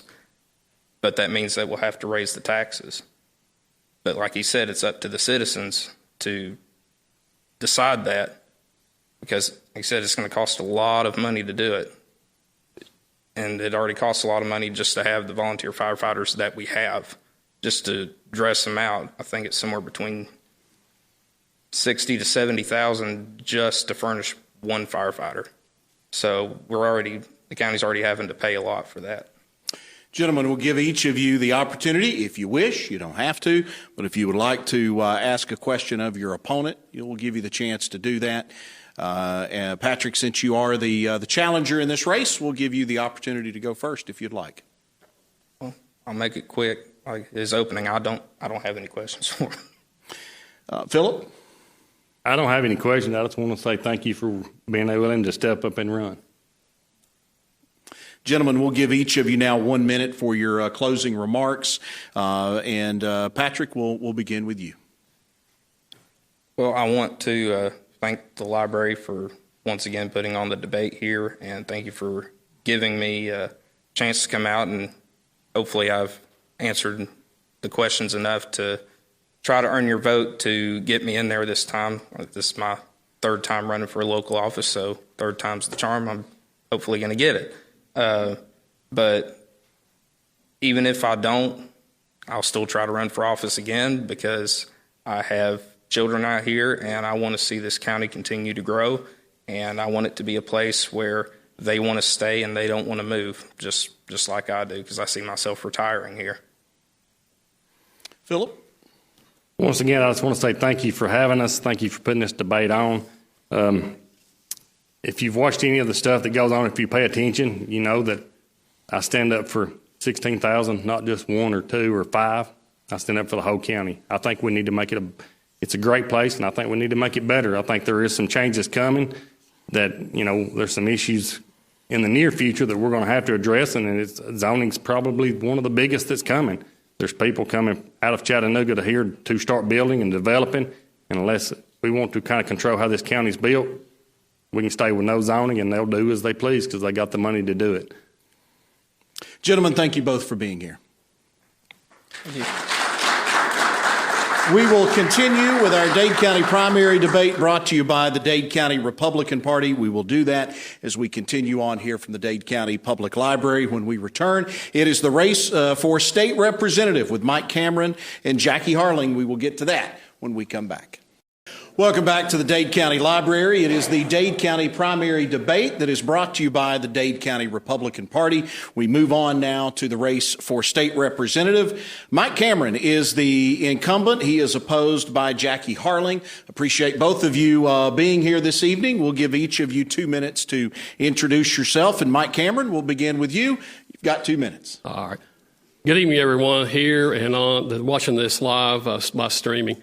I'm Mike Cameron, the state representative, and it doesn't seem like 2 years ago that we were here doing this same thing over again, but it's flown. It really has.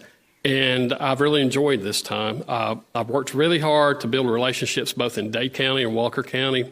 I've also worked hard in Atlanta to build the relationships we need to be able to do the job to help support our local governments here. I don't consider this as much a job as a calling. It's something that I love to do. I'm back and forth across the mountain all the time.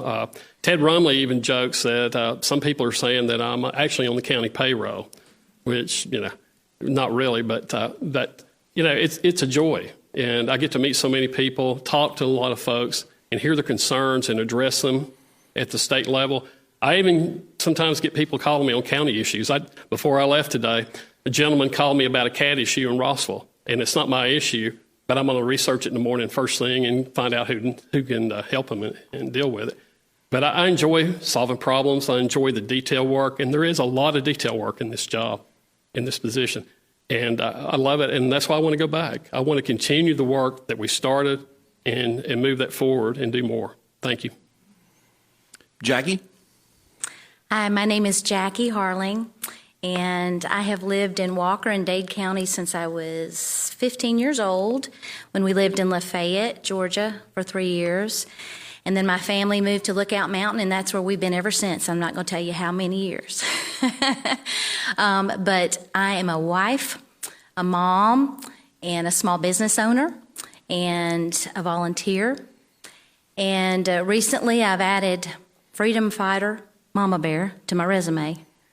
I couldn't help but notice over the last 2 years that a lot of things aren't being done the way I assumed they would be from our state legislature and our government. And it alarmed me. And I have recently felt the need to jump in. I think that's what it's going to take is normal, everyday people that don't really want a career in politics, but they see a need. They see the boys at the top in Fulton and DeKalb County just getting agreed with all the time by all the people that we vote for. And I don't think they need to be agreed with. I don't want DeKalb County and Fulton County telling us how to legislate. I want to be your voice and represent you in the State House, which is the people's house. And I feel like too much has gone wrong. And I had to step in and step up and kind of go where God is leading me. And I hope that you give me the opportunity to do that. And I'm honored to be here today, and thank you for having me. Jackie, we'll stay with you for our first question. Every 10 years, the population of the state of Georgia, as required by the U.S. Constitution, is recorded. Every represented district by population must be equal. As a result of the most recent census, an additional population was added, encompassing the Lafayette, Georgia area into District 1. What are your plans to ensure that all of District 1 is represented equally? How will that affect you legislating for locals in Dade County? Well, that's super duper easy for me. I lived in Lafayette for 3 years, and I lived in Dade County on Lookout Mountain for I don't know how many years, like probably 15, and the rest in Walker. So all these areas are my people. I didn't live in all the areas, but I have friends, and it's a part of my heritage, and I love everybody here. And I don't see that as a problem. I don't see it as a problem being equally represented. I like the new changes. I'm happy to have the district, the cities and the municipalities that are in my district now, and I'm just excited. I'm excited to get to know people and to listen to their concerns and figure out problems with them and work with them and make the best of every situation that we have and really make our community prosper and grow. Mike Cameron. The first thing I did when I found out that Lafayette was being added to District 1 is I picked up the phone and called Andy Arnold, the mayor. I said, Andy, you going to be all right if I'm your state representative? He goes, oh, yeah, I'll be fine. So I immediately started, and people knew me in Lafayette anyway, but I went down to Lafayette and just started going door-to-door with businesses, talking to government leaders and making sure that I had a good grasp of what was going on in Lafayette. I know people who work in the government in Lafayette. There's a lady who does economic development who worked in Rossville. I know those folks. And I can address their needs, and the door's always open. I take a lot of calls from constituents, but I also take a lot of calls from government leaders when we have issues and problems. I've done that over here. I've done it in the other areas of the district, and I'll do it in Lafayette. So building those relationships and having those people that you can call and talk to, and they'll tell you straight what's going on and what really needs to happen if there's problems. And then we work on solutions. Thank you. Mike, we'll stay with you for this question. North Georgia is currently experiencing low unemployment rates, lowest that it's seen in decades. Is the district doing enough economic development, in your opinion? Bringing in jobs to the area often becomes a all-hands-on-deck approach, meaning that it takes everyone from the governor's office all the way down to the local economic development boards. How will you continue to play a part in that team approach to ensure North Georgia's economic success? And if not, what would be your specific plan to increase economic development locally? Well, I think one thing that's I met with some headhunters that came in about a year and a half ago to Walker County, and they had never seen an approach where 4 counties work together to do economic development, that people are always sniping and fighting each other. And in this case, the counties are working together. Which county can handle the business better? That's where people recommended they go if they were going to stay here or come here. Another problem, I think, in Walker County, and something that we're going to address in Dade County this year, is we got a $6.8 million grant from the state government through some of the COVID money to increase internet for Dade County. As I explained to the governor's office, there are children in Dade County who go to McDonald's to do their homework because of the Wi-Fi. That's a big issue, and we need to address that. And I think the Trenton Telephone is using that money or getting ready to use that money to start working. And in Walker County, it would be good if we had high-speed internet all the way from Rossville, where we have EPB, to where you have Comcast and Windstream at the south end of the district. We need to find some way to get these carriers to work together. With EPB, you're going to have to go to the state legislature and work on that. But we need an integrated approach where everybody's on deck and working side by side to do this. Jackie? I think we need to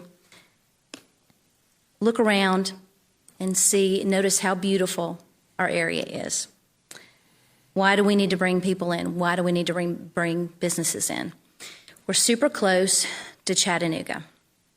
They don't have income tax in Tennessee. They don't have a state income tax. They have income tax, but they don't have a state. I think we need to cut regulation, help enable more businesses to grow and prosper in these areas. I also have a unique idea.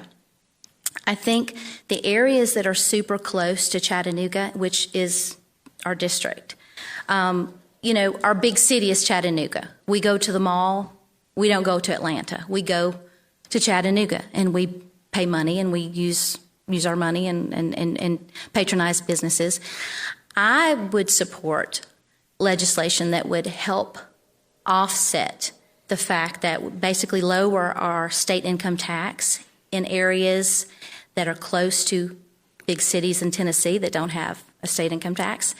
We have lower sales tax, but we don't really use it. We have to pay the higher sales tax in Tennessee and our income tax. I would support legislation to help offset that for our area, because it's so close, the proximity to Chattanooga and Tennessee is very close, and I just think it's a little bit unfair. I think we're being overtaxed.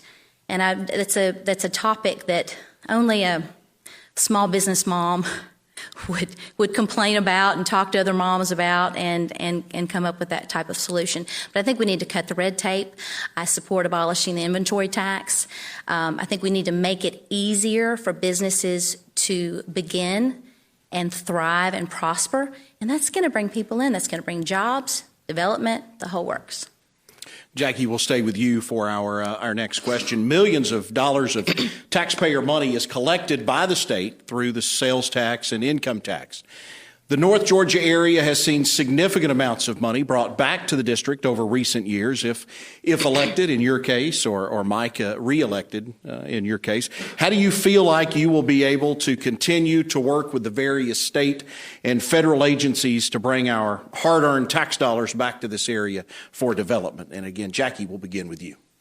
Well, I think it's important to be heard.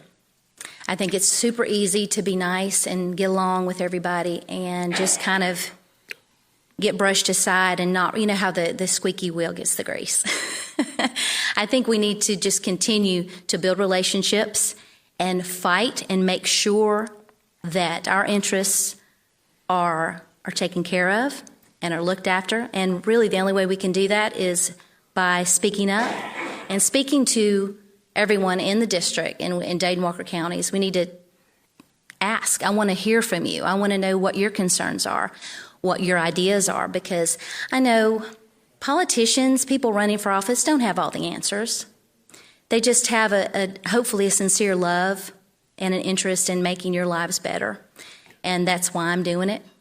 And I just think we need to keep that dialogue open and continue to fight and speak on behalf of our constituents and keep the good things rolling into us, because we deserve it. Everybody here does. Mike Cameron, you're... in this last legislative session, we brought $38.5 million to Dade and Walker counties. That's a good bit of money. We were able to convince people at the state level that this is money well invested in Northwest Georgia.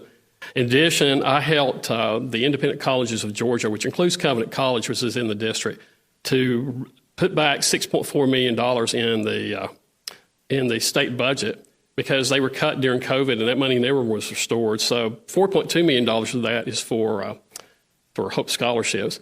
But you've got to have the relationships down there to talk to folks and know the right folks to talk to in the various agencies of government.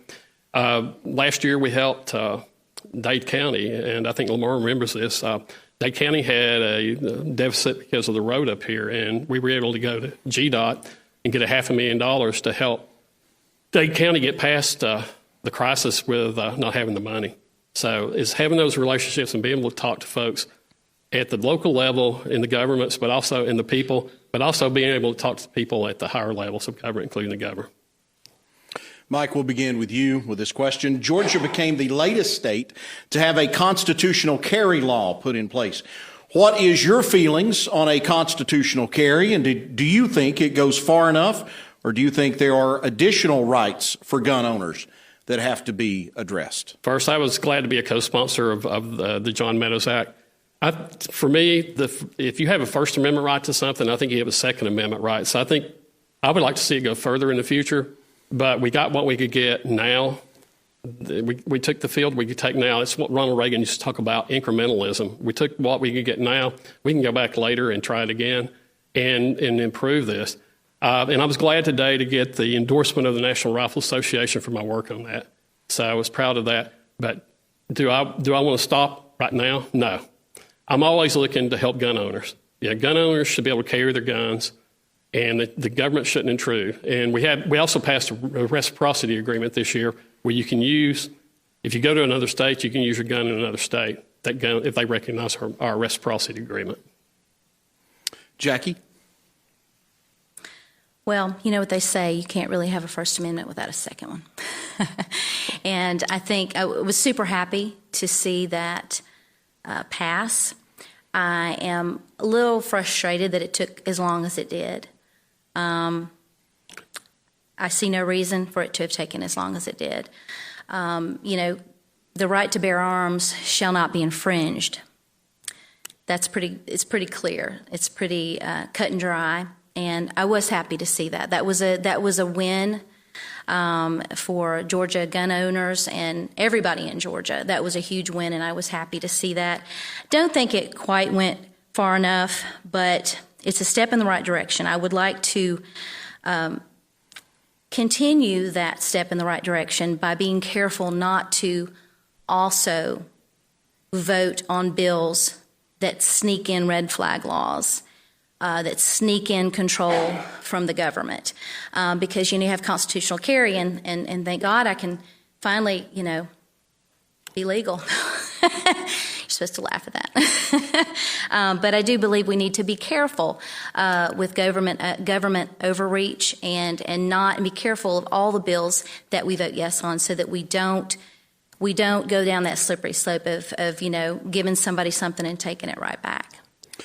Jackie, recently the General Assembly passed a bill dealing directly with mental health.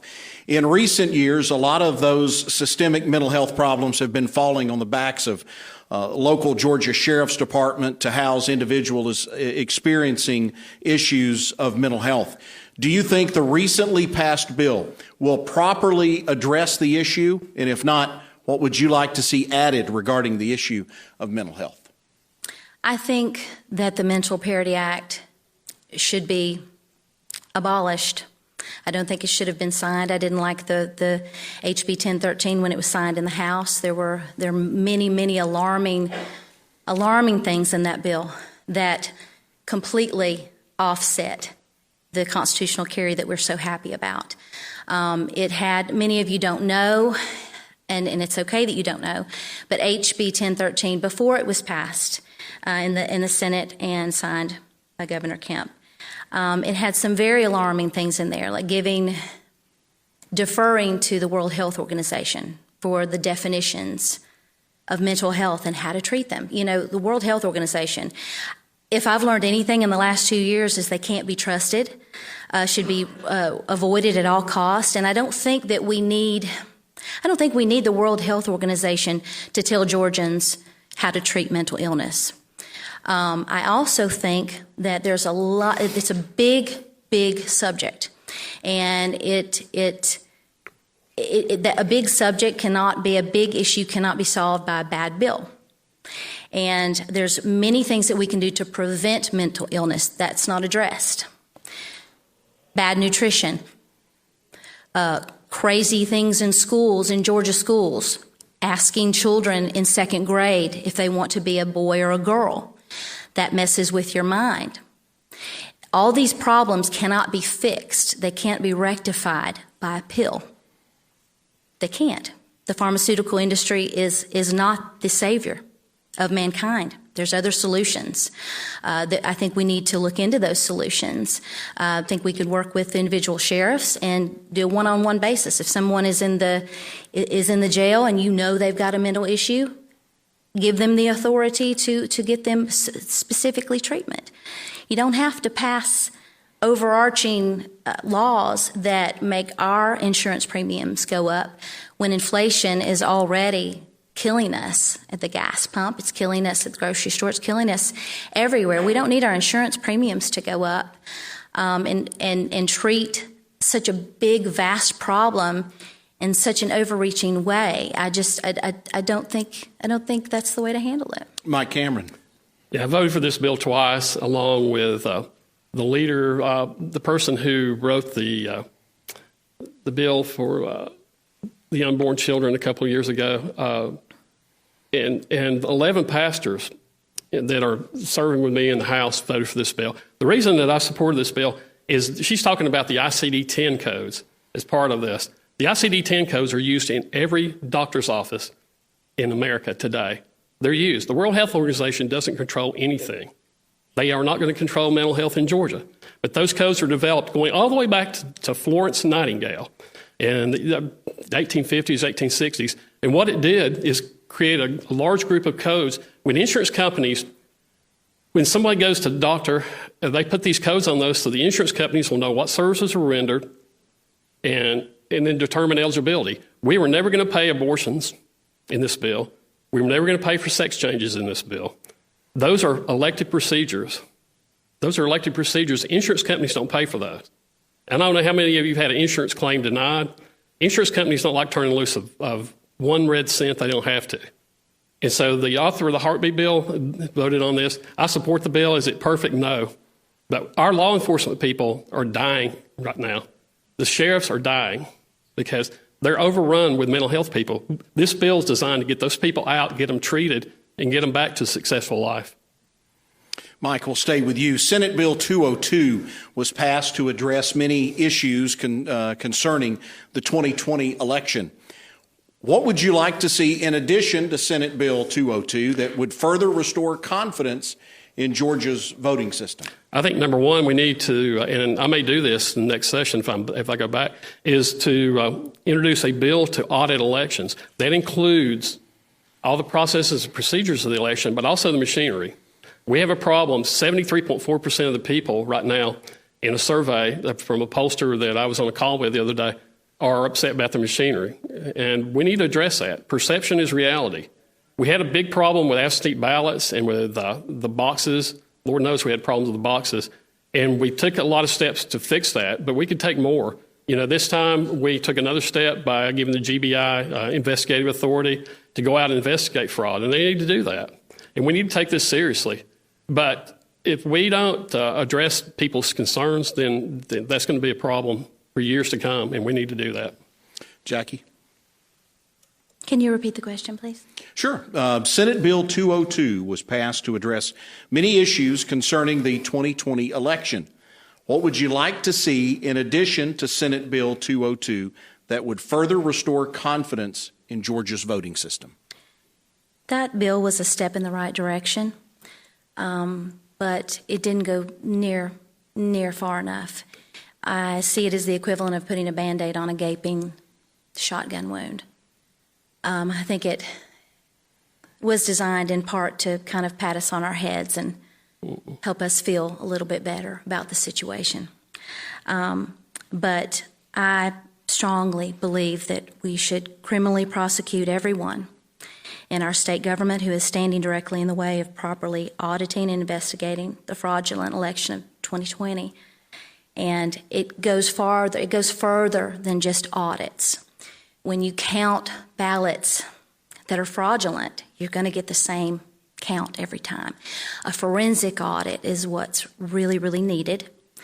And logic is needed.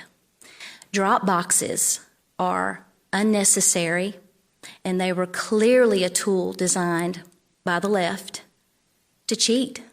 And it worked. It worked because we're talking about it like it's okay. There's no need for a drop box because of COVID.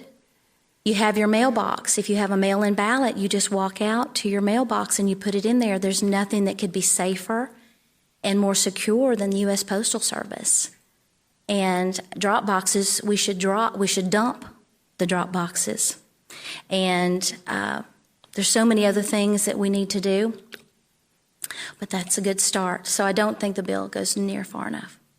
Jackie, will stay with you. As you may know, the only constitutional requirement of a state representative is to pass a balanced budget. In the current budget that was recently passed, were you satisfied with the amount of money going to the various departments? If not, what areas would you like to see receive additional funding? That's a very good question. And I can honestly say that I'm a small business owner and a mom. And my 92-year-old daddy just about 2 months ago fell and broke his hip, and he had surgery. And he's been in a rehabilitation center for many weeks, and he just got home. And I've been spending every other night with him and not getting sleep and taking care of him and treasuring every moment. And I have been extremely busy. I'm not as well versed on that, so I'm not gonna be the typical politician and pretend and talk around a subject. I would need to look into that and to have an opinion that I could back up and that I could stand behind. So I'm not gonna give you an opinion on that because I haven't done my research, but I will. Mike Cameron. 50 cents out of every dollar goes to education in Georgia. And we just now started fully funding QBE again. That's the education formula, how they fund education in Georgia. I would love to see us, we tried to give a $1 billion tax cut in like a year, and the Senate in their infinite wisdom wanted to stretch it over 6. And I would love to see one day where we didn't have a state income tax, but right now I don't think that's possible. We could work towards it, but right now we can't. The biggest problem I have right now is not only inflation, but the Fed's going to raise interest rates, and we're headed into a recession. And if we go into a recession, we're going to have to look at every department, state government, like we did 2 to 3 years ago. And there may have to be cuts temporarily because of the reckless nature of what the Biden administration is doing. It's really setting our economy off into a bad direction that we may not recover from for a while. So we've got to be good stewards. We have a great budget chief in Terry England, but he's retiring. So we'll have a new budget chief, but they're already working on the 23 budget. And we've got to be very careful that we fund everything, but at the same time, we've got to make sure that we have the money there. And so we're going to have to look at every department again to make sure that if we need to cut temporarily, that we do it. It's painful. It was a 16% cut last time, and it kept us on the right course until we got through the bad stuff with COVID. You mentioned QBE. We'll stay kind of in that direction with our next question. Over half of the budget goes to education in the state of Georgia. There has been a recent push to have education money that currently goes directly to public schools in the state. It would allow it to move to a voucher system, giving parents control over how to spend the funds for their child. The QBE funding would follow the student or parent rather than the local school system, whether it's public, private, magnet, charter, virtual, or homeschool. Mike, we'll begin with you. What are your feelings on school vouchers? I think we need to give parents more say-so in their children's education. And in Dade and Walker counties, there's really no place for people to go, but you did homeschooling. So homeschooling is a very important thing, and homeschooling works. I mean, I know a lot of folks that do homeschooling, and it's a great thing. There was a voucher bill. It was HB 60 this year, and I got in some trouble. A group in Washington sent a mailer out telling me, Mike Cameron's leaning to the left. No, I wasn't. I wasn't against the bill. I was against the fact that we were giving money to illegal aliens. And all I asked for was a simple line in that bill that said, non-resident aliens are not eligible for benefits under this law. So I would be in favor of at least part of that money going, following the student, to do whatever they want to do. But it has to be in state. We don't want to go, you can't go across the border with it. Jackie Harlan. I support the voucher system, and I would sponsor a bill to enable the money to follow the child, because that's what's fair. You might be a teacher in the public school system, and you might think, that's going to give us less money. And that's an issue. One thing's for sure, and in politics and government, everybody can't be made, perfectly blissful with every decision. But I know from a parent's standpoint, my daughter went to a public elementary school on Lookout Mountain and loved it, and we were happy with that. We knew our tax dollars were going to fund that, and we were happy with that. But when it came to middle school and high school, the options weren't as easy to choose for us. We wanted to stay as close to home as possible. So it just didn't fit us. But our tax dollars still went away from us. They went to schools that we weren't using. And we had to use our gas. And now, in my case, we homeschooled my daughter, but in doing so, we went to a school that it was like a little private co-op that cost money every month and gas money to get there. And it was a blessing, and it was a godsend, and we were so thankful for it. But it would have benefited us greatly if those tax dollars had gone to help her tuition to that. We would have just been more free with our money. It would have gone back into the economy. We weren't going, we wouldn't have hoarded that. I think it would end up benefiting everyone. For one thing, it would make people very happy. It would also increase the incentive of public schools to do the right things and to listen to parents. Because if you're not listening to parents and they decide to take their tax dollars somewhere else, then you've really messed up. You've hurt yourself. So it just really, really helps everyone to do a good job and helps everyone to be happy. I would sponsor a bill to close loopholes that states have to get around the federal obscenity law, because I do believe that no grooming should be allowed in our schools. And the fact that CRT and the sex education that is, if I said it right now, you'd bleep me out. That should not be allowed in Georgia schools. And I would Jackie, have a very strong voice in that. We've got to move on. I want to get to that next. Okay. By the way, we'll stay with you, give you an opportunity. Critical race theory and other curriculums such as sexual education have recently been hot topics across the country and in the state of Georgia as well. The General Assembly recently voted to implement laws concerning these subjects. What are your thoughts concerning the schools having control over what is taught in the curriculum, or should the parents have more control over what is taught to their child? Do you think the current legislation and the Parents' Bill of Rights goes far enough? And again, Jackie, we'll begin with you. I don't think it goes far enough. Once again, we constantly go a little bit in the right direction, but we don't go far enough to actually make a huge difference. It's a no-brainer. It's a no-brainer. There's no one, I can guarantee you, I feel confident there's no one in this room, there's no one in my district that thinks it's okay to ask a first grader if they're a boy or a girl. There's no one in my district. And if there's anyone in my district that thinks it's okay, just come have a chat with me. I'd love to meet you and hear what you have to say about it. But it's obscene and it's grooming. It's clearly grooming children to be preyed upon. It's messing with their minds.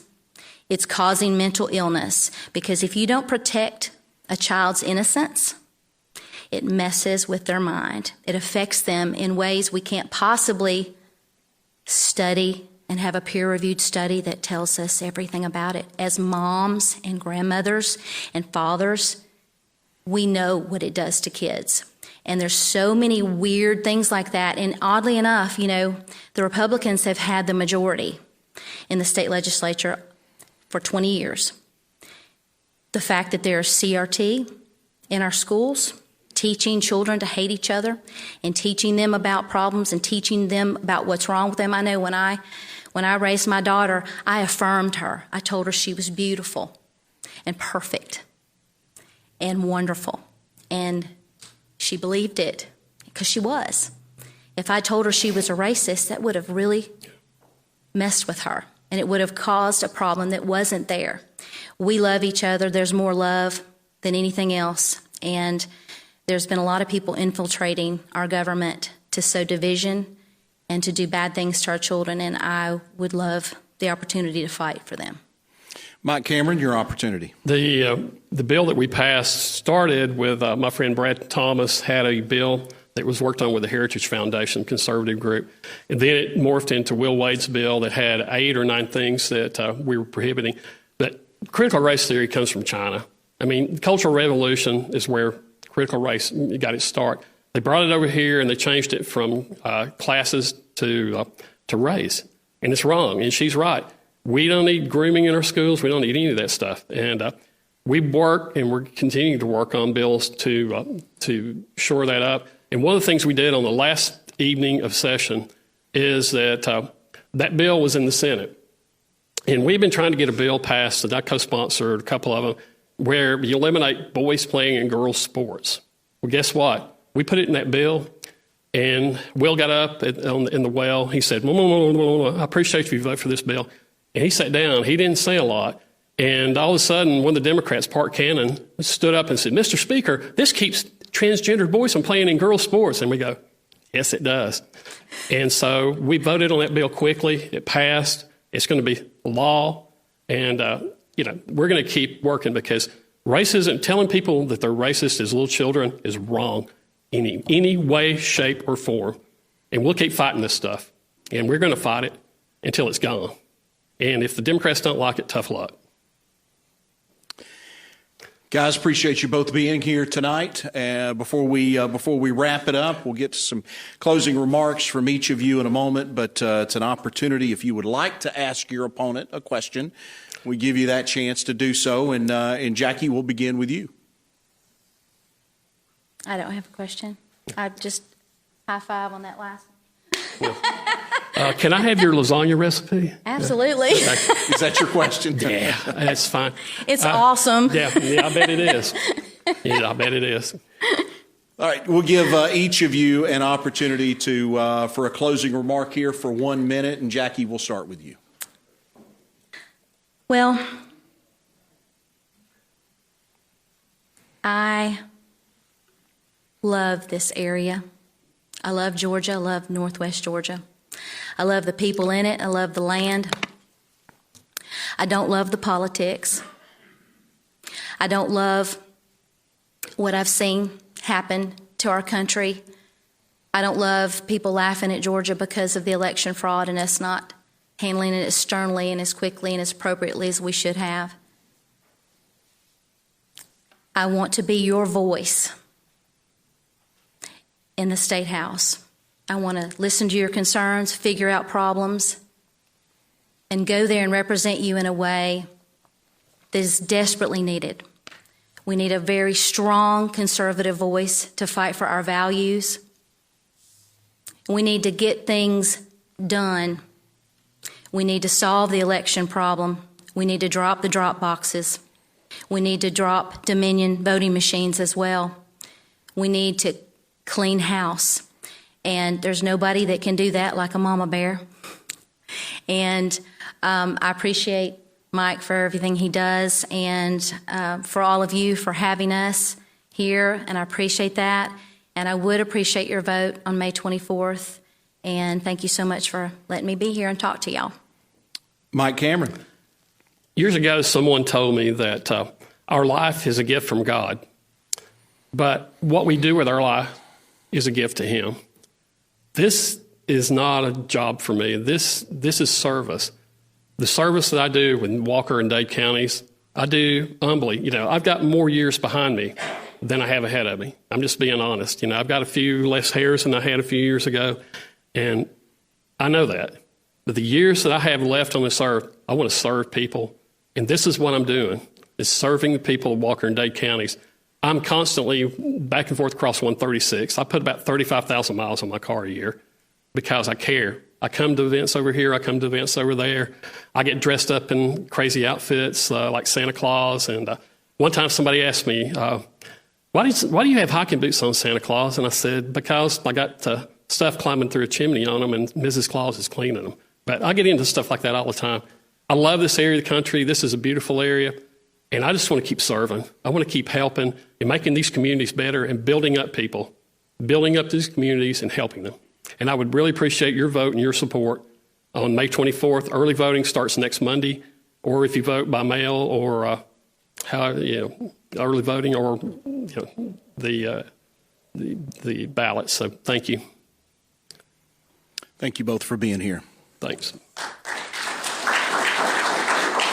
We will continue with tonight's Dade County primary debate that's brought to you by the Dade County Republican Party. We will move along to the state Senate race coming up next. We've got Stephen Henry and Colton Moore, and we will do that when we return. Welcome back to the Dade County Public Library for tonight's primary debate. It's brought to you by the Dade County Republican Party. This is our last debate of the evening. It's the race for state Senate between Stephen Henry and Colton Moore. And so, gentlemen, we'll give each of you 2 minutes to be able to introduce yourself. Since we do not have an incumbent in this race, we will begin in alphabetical order. And Stephen Henry, 2 minutes. Well, thank you. Those of you that don't know me, I'm Stephen Henry. I was the previous chairman of the Board of Commissioners in Catoosa County.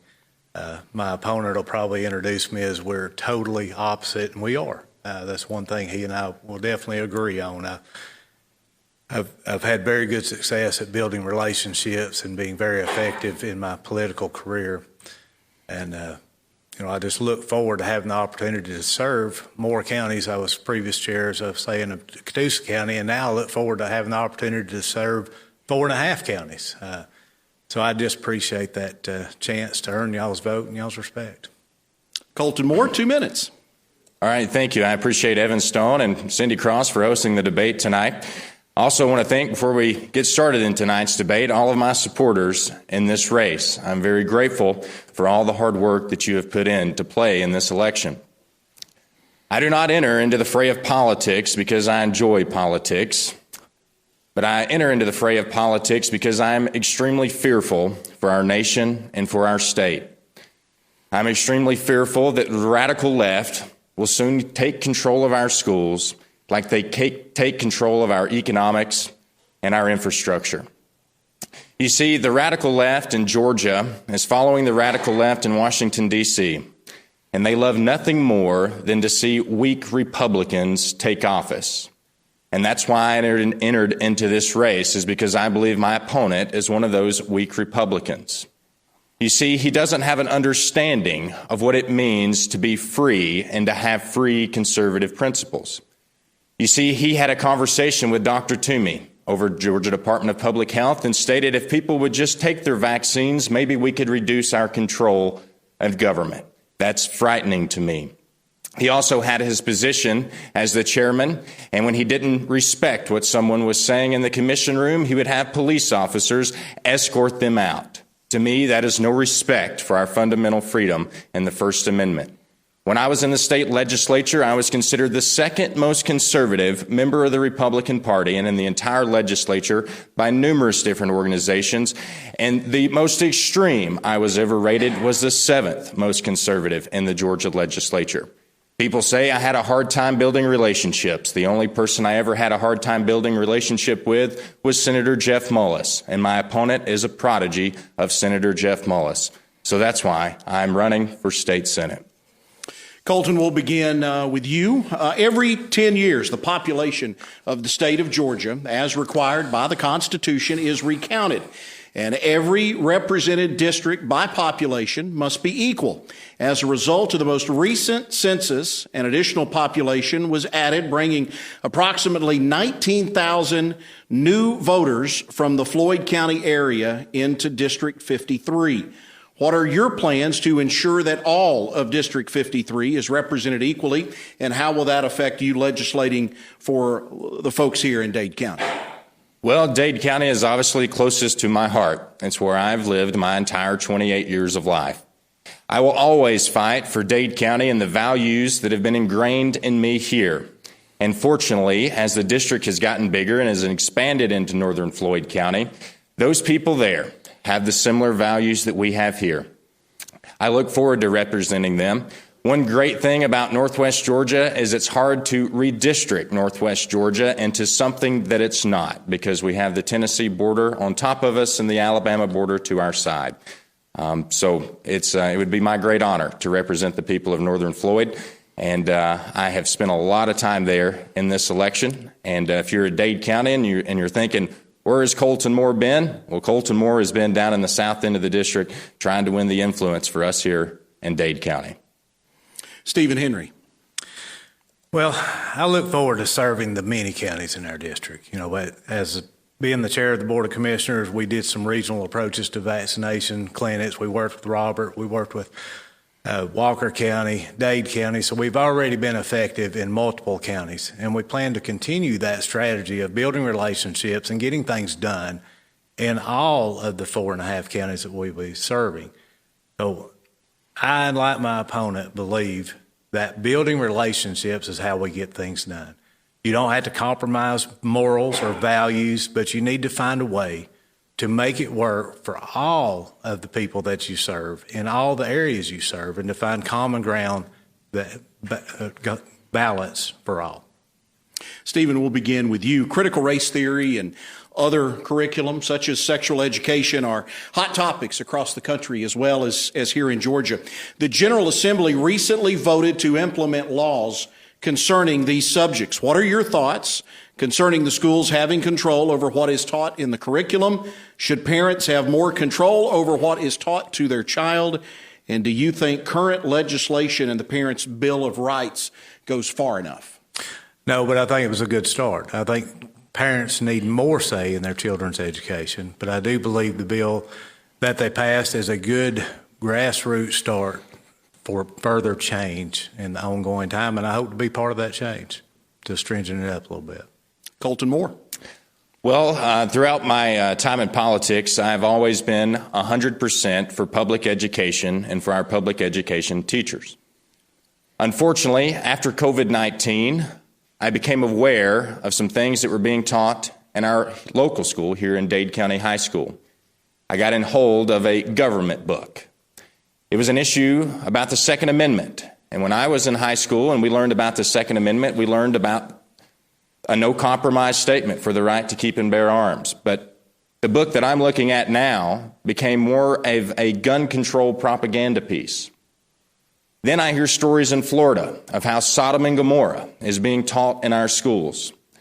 When I say I'm fearful of the radical left, that's part of the fear. You see, when we elect people to the Department of Education or we elect them to our local school board, a lot of times they are feisty with great ideas.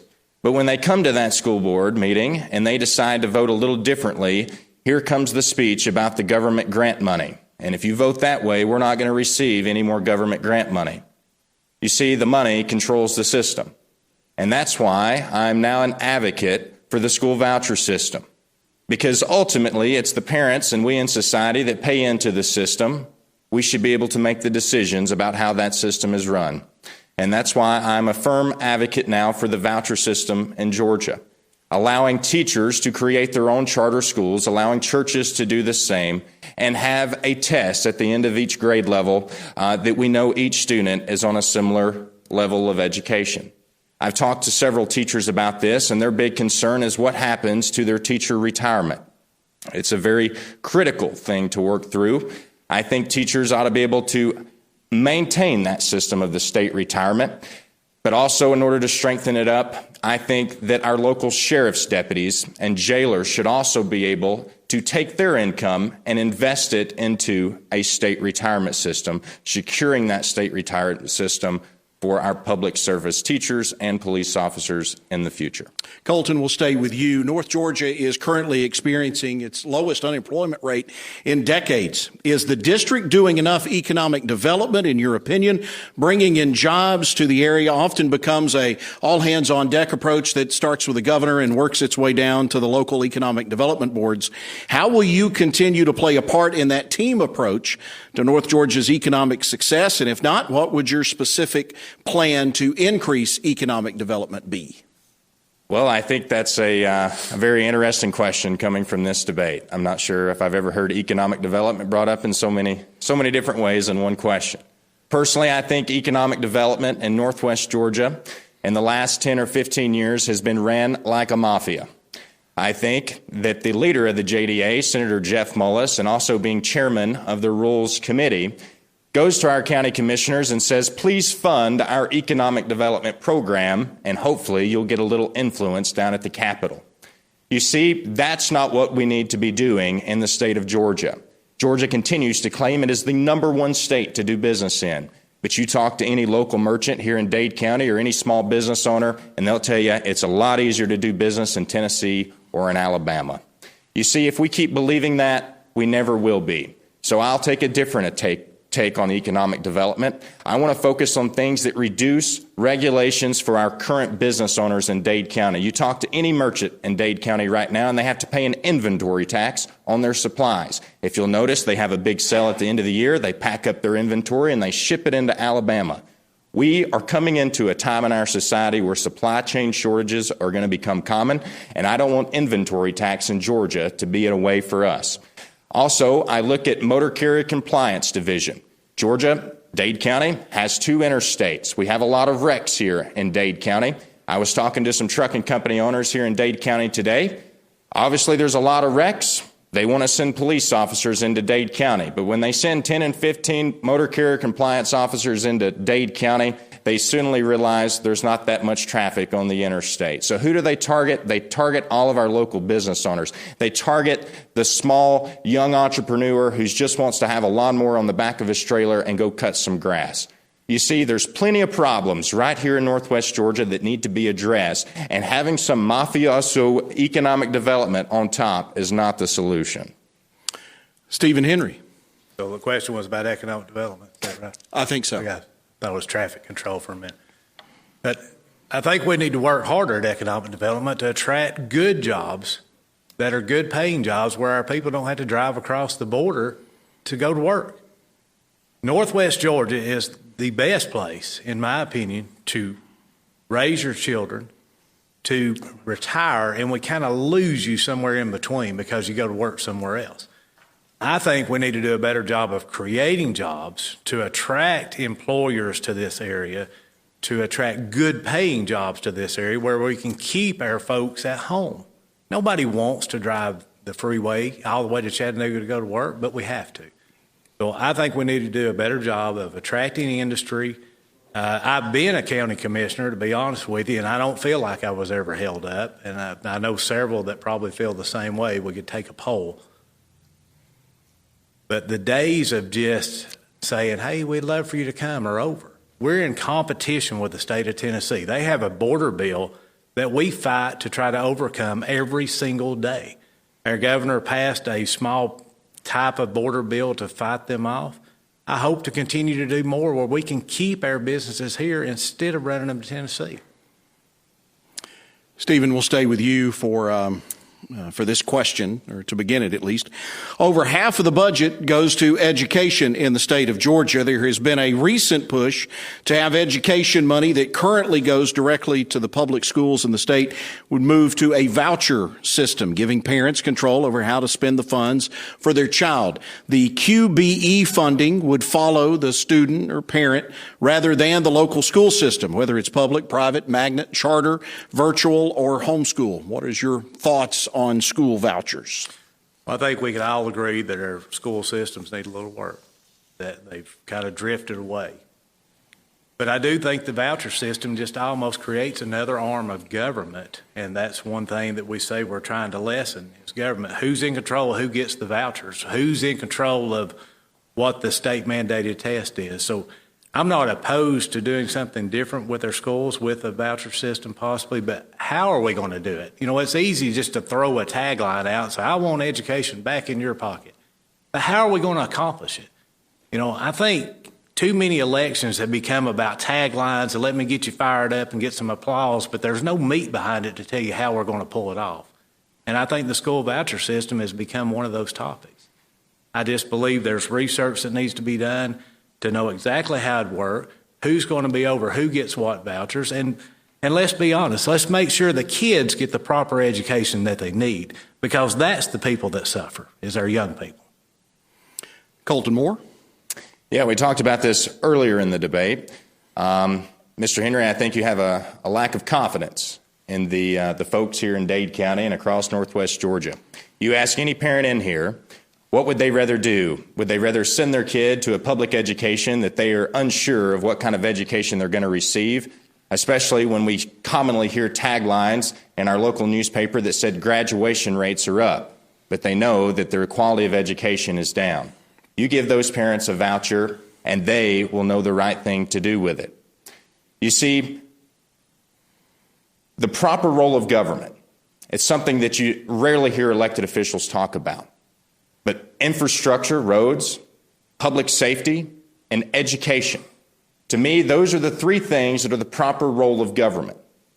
And we talk about lowering income tax and reducing the spending burden of our state when 55% or so of our money is being spent on education, especially during COVID-19 when students were learning from a computer at home, but we were still paying our utility bills and our light bills at the school system. Something needs to be changed. We're never going to have a reduction in income tax if we can't find a better solution to public education. Right now, we create more problems for ourselves and we spend more money on it. In the last election, I wanted to remove discipline from the school CCRPI, that report card that every school has.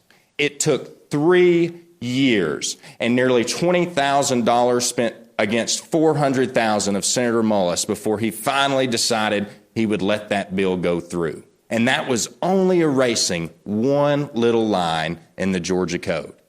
Now, you look at how bureaucratic our school system is. The only way to change it is to give the funding back to parents and students and enough of the nonsense from the top echelon of our society. Colton, Georgia has become the latest state to have a constitutional carry law put in place. What is your feelings on constitutional carry, and do you think the law goes far enough, or do you think there are additional rights for gun owners that have yet to be addressed? Well, I'm so excited that constitutional carry was passed. After nearly 20 years of trying, folks had given up. Myself and Representative Matt Gertler in Rabun County were two who put constitutional carry back up and tried to give it a breath of life. Finally, with some more pressure against Senator Mullis, he agreed, and finally we got that passed after 20 years of trying. But I don't think that goes far enough, because there is a new threat on the horizon, and that is red flag laws. Red flag laws meaning that without any due process, someone can accuse another person of doing something bad and potentially take away their firearms. I don't think the brazen radical left will ever send out a red flag law out in direct sight, but they will bury it in things like the mental health bill and other pieces of legislation. And we need a state senator who is going to be a hawk to look at legislation and make sure something like a red flag doesn't come in. I think proposing legislation that would eliminate all funding for any state law enforcement agency that ever enforced a red flag law should be put into existence, because Georgia should always have the right to keep and bear arms. Stephen Henry. Yeah, I agree with the bill. I'm glad we got it passed. I'm glad it worked out. But I tell you what Georgia needs is a senator that can go down there and win while he's there, not 3 years later. Because taking credit for bills that got passed 3 years after you're gone does not make you a winner. So, Colton, I apologize, but you can't claim a victory on something you didn't accomplish. So, I think the bill is a good bill, and I'm glad they got it done. Can I have my rebuttal? Colton, you've got your opportunity. So, Mr. Henry, before I took the District 1 seat, for 10 years, nothing had been passed out of Dade County, Georgia, except for adding one member to the Department of Public Safety. Now, Dade County had been represented by that same representative in addition to Senator Jeff Mullis. I took two ideas, bringing discipline back into our schools and constitutional carry. But I'm sick and tired of hearing people tell me that, Colton, you can't build a relationship. I wanted nothing more than those two pieces of legislation to see the light of day, and the senator wouldn't give me the light of day. And when I decided to run for his seat, he finally took the initiative to take that legislation forward. So if it hadn't have been for me and putting the pressure on him and seeing all the votes stand up in Dade County in objection, then he would have never gotten done. That's why it got passed 2 years later. And that's why my point exactly. Mr. Henry, we'll go back to you. Recently, the General Assembly passed a bill dealing directly with mental health. In recent years, a lot of those systemic mental health problems have been falling on the backs of local Georgia sheriff's departments to house individuals experiencing issues with mental health. Do you think the recently passed bill will properly address this issue? If not, what would you like to see added regarding the issue of mental health? I think it's a step in the right direction, but our sheriff should never have the job of handling mental health patients. In Catoosa County, there's a individual that's been there for 250 days because there's only 17 beds in our region for mental health patients. That is not fair to the taxpayers, that is not fair to the jailer, and it's definitely not fair to the patient that needs mental health care. So honestly, I believe we need to do a little bit more on the state level for mental health like they used to before they decided it was better just to dump it into local government's lap without putting any money along with it. It's another one of the many unfunded mandates that we've had to deal with, and I, for one, don't appreciate them. And I would like to be in the position where I can make sure that our local counties don't bear the burden of something the state ought to be taking care of. Mr. Moore? You know, unfortunately, Georgia has seen two very extreme sides to mental health. It was before my time, but there was once a very dark place in Milledgeville for mental health patients. There is now a dark place for mental health patients in our local jails, a place that they shouldn't be. We have to find something in the middle. I will certainly be an advocate for that. But I never want to see an issue that so many people realize is a problem and they want to find a solution to it and make a 70-page piece of legislation about it and put things in there like red flag laws or transgender reassignment surgeries and make a whole bunch of fruitcake nonsense in a piece of legislation that has a little bit of good. And that's what I talk about when I say being an hawk on bad legislation, get it entered into good legislation. So those are my thoughts on that bill. Colton, will remain with you. Senate Bill 202 was passed to address many issues concerning the 2020 election. What would you like to see in addition to Senate Bill 202 that would further restore confidence in Georgia's voting system? Senate Bill 202, in my opinion, was pretty much lip service to the problems that we have in election integrity. No matter how many people you talk to in the state of Georgia, the number one issue is election integrity. And they're obviously not too satisfied about that piece of legislation. Why? Because it still allows drop boxes in every single county in Georgia, and those metropolis counties in Atlanta, for every person more than 100,000, they get another drop box as well. Drop boxes were one of the primary problems that we had for fraud in the last election. Now, I was a state representative, and I voted for the Dominion voting machines. I sat across the desk, building a relationship with Secretary of State Brad Raffensperger. He assured me that we were going to have both options that people were advocating for, the paper ballot and the electronic ballot, where you would go to the machine and you would vote electronically. You would print off a piece of paper. You could individually audit that and scan it in. I was under the assumption that there would be 3 counts of that ballot. Unfortunately, when I hear people who go vote, and even in Dade County, they voted electronically, but the piece of paper hasn't shown all the people who they voted for. They have no way of individually auditing their piece of paper. To me, that was never the legislative intent of passing the law that paid for those Dominion voting machines. To me, it is a breach of contract. I think the state of Georgia should sue Dominion voting machines. We should get our money back, and we should start all over. Because elections solve a problem. If we don't have ballots, we have bullets. And I never want to go to bullets. Stephen Henry. I think that's probably one issue that Mr. Moore and I actually agree on. I think drop boxes are ridiculous. I'm thankful they put a video camera in front of them, but I think the drop boxes need to go away. I am thankful that we did address election laws as stringent as we did, and I could only hope that our other 49 states might try to catch up to what we did in Georgia. But I would advocate that the drop boxes get gone. Voting is a privilege. It's a freedom that we take way too for granted in this country. And, to get up and go vote, that's a luxury. That's a joy. That's something my wife and I we go do every year together or every time it's voting. So I think we need to get back to a sense of pride, a sense of community to where we enjoy the freedoms that God has given us in this country again. Stephen, we'll stay with you. The requirement of a state senator is to pass a balanced budget. The current budget that was recently passed, are you satisfied with the amount of money going to the various departments, and in what areas would you like to see receive additional funding? Well, obviously, going back to one of my comments earlier, I think we need to address mental health in a different way. Not necessarily in the bill we did, but I think we need to have a place that we can put a mental health patient to get them help, to get them out of the system.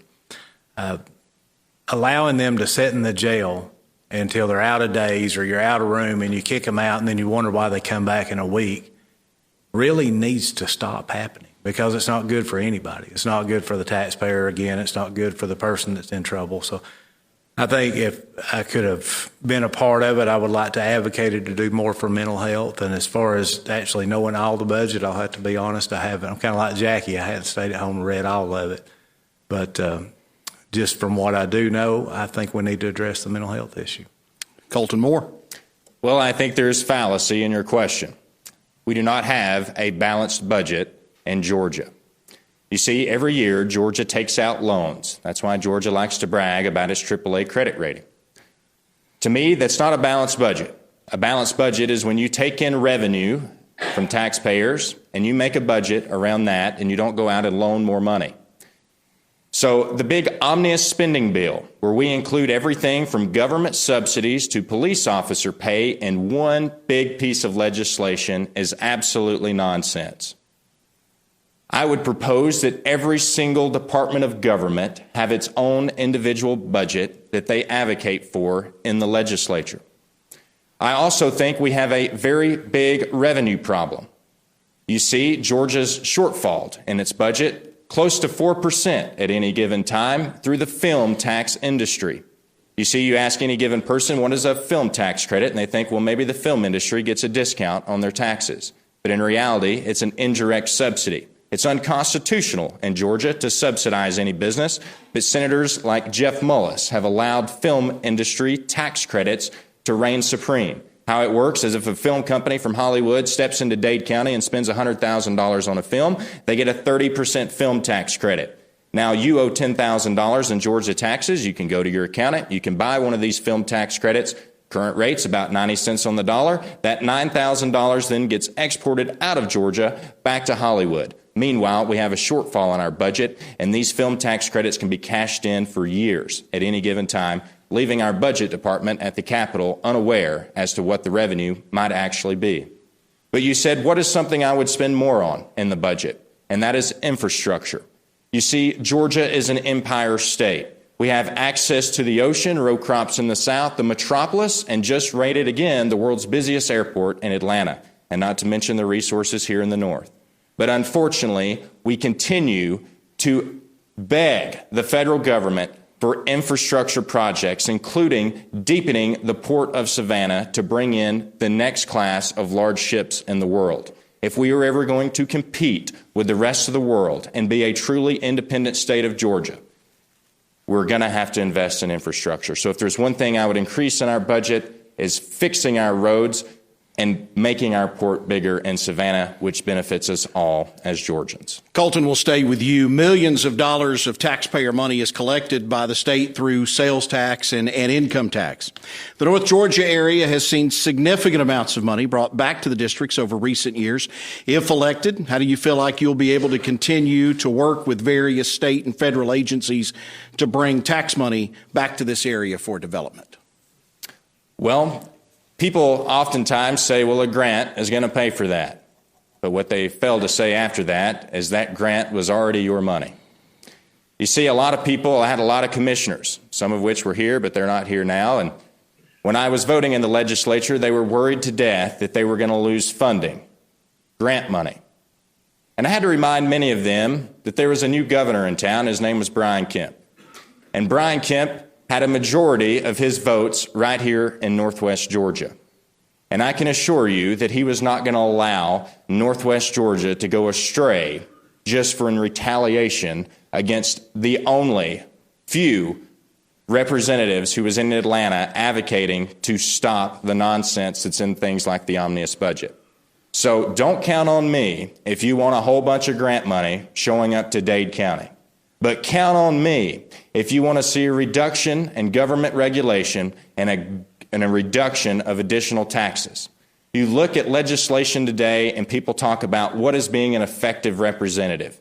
Well, a piece of legislation at the Georgia Capitol today does one of three things. It either increases regulation, and personally, I think we've got too much regulation. Who wants the government to tell them more things that they have to do? The second thing is it increases spending. Personally, I think the government spends too much, and we ought to have a reduction in spending. The third thing that legislation does today is it increases more taxes. And personally, I think we pay our fair share of taxes. So that's my take on that. Sorry, I got a little heated. Stephen Henry. No, I'll be the guy that brings the grant money back to you, because honestly, if we don't get it, they're going to give it to somebody else. The federal government is going to give out grant money. The state's going to give out grant money. Why should Dade County Catoosa County, Walker County, Floyd County, and Chattooga County not get their fair share. Why on earth would we not want to try to work and get what we can out of them? There's $37 million come to this area in the last 12 months. I don't want to figure out how to replace that. When you take something out of the budget, if you pull $37 million out of this region's budget that they use for projects, somebody's got to pay for it. So you cannot say that you would like to make sure you lower the tax burden, but I'm not going to fight for your grant money. I'm going to fight for your grant money because I know what it's like to sit in that chair and run a county government and not get the money. I know what it's like to be cut off because sometimes we just don't get the money that we ask for. So you have to fight for it. You have to advocate for it. You have to have a relationship with the people at the Capitol to get it done. And they have to have a relationship with the governor and the people there to get it to you. It's all about relationships and working together. And I will be the guy that fights to bring back what North Georgia deserves because everybody else is going to have their hands out. Why shouldn't we get our piece of the pie? And that's the way I look at it. Now, if they were going to say, hey, we'll drop taxes if y'all don't never take a grant, maybe we could find a way. But do you think they'll ever quit blowing our money? Probably not. So let's get our portion of it and let's use it right here at home. I'd like my response. I didn't recall your name. Yes, you did, sir. No, sir. You referred to me indirectly. I did not. Guys, let's move on. Thank you. As an elected senator, you will be asked by local officials from time to time to place local referendums on the ballot to be voted on locally. If the local governing authority, for example, a school board or a county commission, asked you to do so, will you stand in the way of voters locally having their say? And Stephen Henry, we'll begin with you.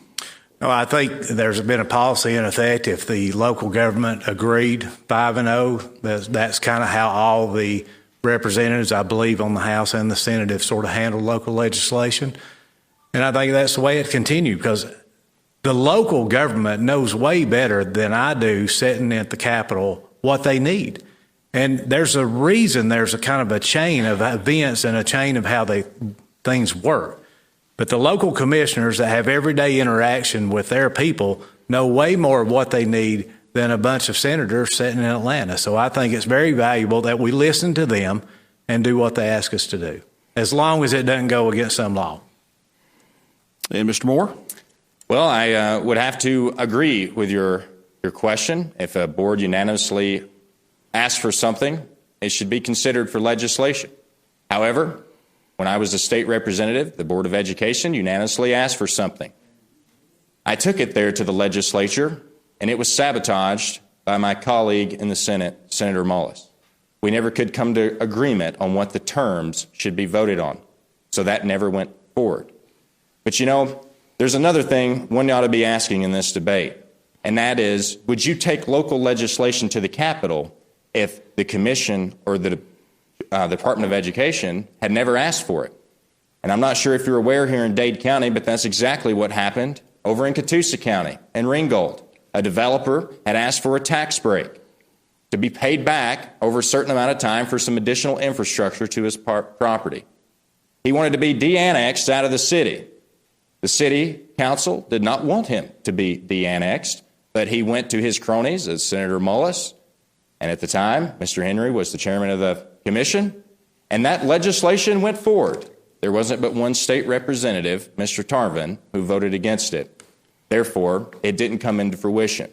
But that is dirty politics, and that's something you'll never see from me. Well, thank you for saying my name because now I get to rebut. So there's a thing that we have to go by. It's called the law. And morality and the law don't always equate. Yeah, you can get your turn. So when anybody asks for de-annexation, there is a procedure that you go through. It has to go to the county commissioners before the city council can hear it. What happens is the county commissioners refuse to hear the case and vote either way. It automatically goes to legislation and skips the city council. So doing what was done in the city of Ringgold, and the Catoosa County, actually give the city and the property owner a chance to hopefully make up.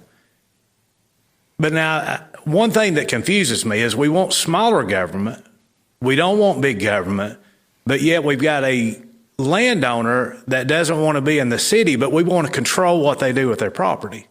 So I'm having trouble finding the balance here of where does big government step in and tell you what to do with your property, and when do we back off? We have laws we have to go by, so let's just go by them.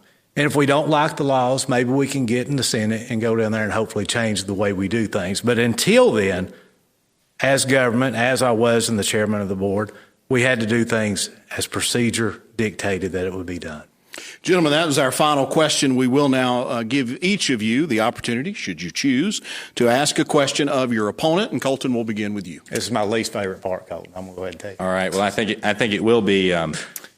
The last debate, I got a chance to ask you a question. And my question to you was, I'd heard many rumors, especially out of Atlanta, that you were attempting to have my name ousted from the ballot because of a termination report in the Ethics Commission after the last election. That hasn't went further because they realize how much of a garbage request it is. But I did my due diligence on you, Mr. Henry. Okay. And I paid $50 for a background report on whitepages.com. And I found nearly 20 tax liens that you have had in the past 10 years. Catoosa County and the Georgia Department of Revenue alone total near $25,000. Now, can you verify that you've paid all your taxes? Because when you signed up to run for office, you had to sign an oath that said you didn't owe any money to the state of Georgia and that you weren't a member of any clandestine service, aka the CIA. So, should you be on the ballot, Mr. Henry? And if you have a problem paying your taxes, how are you going to advocate for the taxpayers of nearly 200,000 people in this district? Well, I don't need that, Colton. Thank you, though. I appreciate you looking me up. But I don't have any tax liens to my knowledge right now. I will be glad to verify. But now the one thing that concerns me is I didn't try to get you off the ballot because, frankly, I enjoy this. I think it's good to have a competitive relationship about who runs for office, who's going to represent you, who's going to work harder for you. So I would never try to find a way to get you off the ballot, but it sounds like you'll try to find a way to put me off the ballot. So I don't know. I'll be glad to check into anything that I have. I don't believe I have an issue, but I'll be more than happy to address it. Mr. Henry, do you have a question for your opponent? I was going to skip. I've been debating about it all night because the one thing I don't like to be is mean. I'm an easygoing guy. I like to do the job. I like to work hard for my people. But Colton, I can't help to ask, especially since you done that, which was pretty cute. For the past several years, again, I state, we were here working through a pandemic. We were here fighting for the citizens of North Georgia. In the last debate, I said, Colton, where were you the last 2 years? And you told me, and you tell me if I'm wrong, the pandemic hit, I couldn't make money, and I had to go out west because it paid better. Am I correct in saying that? That's not my one question. I spent 3 months in Montana. Okay. Yep. If something happens again, are you going to stay around? Because let's be honest, the 40 days in session is not the hard part of being a senator. The hard part of being a senator is being a representative the rest of the year for your constituents. It's not a 40-day job. I think too many people look at it as, I'm going to go up there for 40 days, pass some laws, vote no on most of them, and come back home. But the job really entails that you work hard for your constituents every single day, that you're there when they have problems, that you work hard for them, that no matter what their issues are, you find a way to get a solution for them. So I just like to ask, if times get hard again, will you be able to stay around or will you have to go back out to Wyoming or wherever? Well, I would hope to never insult anyone for trying to make a living in their life. No, I agree. But we all had to make a living through a pandemic. And I'm not being insulting. I'm just saying sometimes you have to put the people that you serve first. Well, I tell you what, I never missed, I take that back, out of 40 days of legislative session and nearly, I think, 500 votes, and of course the fact checkers out there can fact check this, I think I might have missed 2 or 3 votes, okay? When you ask, did I do a good job of representing the people of Dade County and Western Walker County, I would say look at the election results in the last election. I got the highest amount of votes in Dade County of any Dade County official, I think, in probably ever, considering the population increase.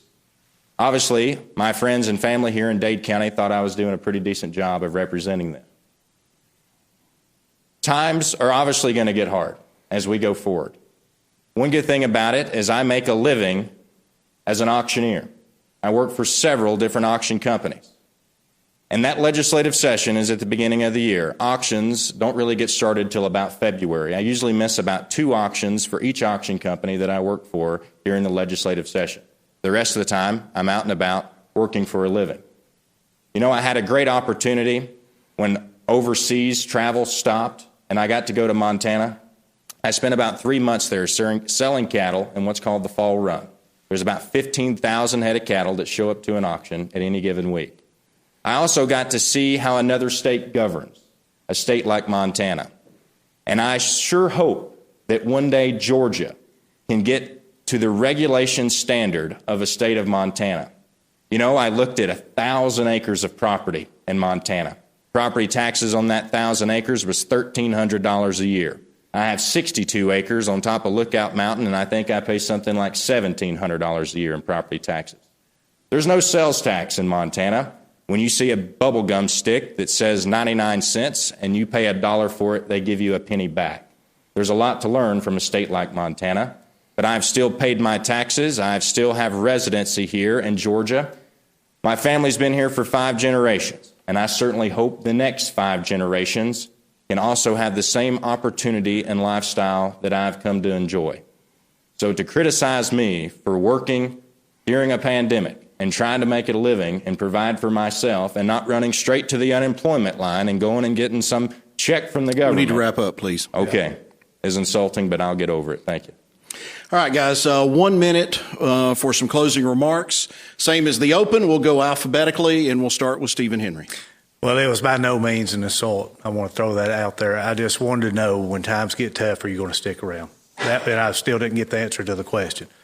But I'm a local business owner. I've been in business for 26 years. We've made it through a recession. We made it through some hard times. I'm a fighter. We were in the chairman of the Board of Commissioners for 5.5 years before I had to step down to run the Senate. That's how passionate I am about wanting to represent our 4.5 counties. I stepped down from a job I love because I want to serve each and every one of y'all. This is what I enjoy doing. God has blessed me with a gift to serve people, and I'm thankful I get to. But we made it through a recession. We made it through a tornado. We made it through a pandemic, and we did that by building teams and working together. And if y'all will give me the opportunity to serve you at the Capitol, I will promise you that I will still be the same fighter that fought for you the past 5.5 years, that will continue to fight for you until you get tired of me. So I would just appreciate the opportunity that you would let me serve you, that you would trust me with your vote. Let me earn your respect. You know, a lot of folks might not like me, but give me a chance to earn your vote and your respect. Thank you. Colton Moore, you've got 1 minute. Ladies and gentlemen, it's an absolute honor to enter into the fray of politics for you and run for this seat. I'm doing it not to advance my own interests, but to advance the interest of you and I. You see, this area of Northwest Georgia is one of the most conservative in the entire country, and we are being challenged on our left flank by some of the most radical people that exist in politics on this earth. They are communists, they are socialists. And I want a representative, and I want a state senator that can go down to Atlanta and can make an articulate argument on what is the proper role of government, and also be a fighter for all of us, small business owners, and those who look to have a place that really is the #1 state to do business in. I'll be a fighter for you. I'll give every fiber of my being, because like I said earlier, there's nothing the radical left loves more than a weak Republican. To find out more information about me, you can visit coltonmoore.com and know that I am being outspent 10-1 by my opponent. I would appreciate the donation. You can go to coltonmoore.com/donate and be a part of this campaign. Thank you. Thank you, gentlemen, for being here tonight, and best of luck to both of you. All right. This has been the Dade County primary debate brought to you by the Dade County Republican Party from the Dade County Public Library. Thank you for being with us tonight and encourage you to take the opportunity to exercise your right and to go vote.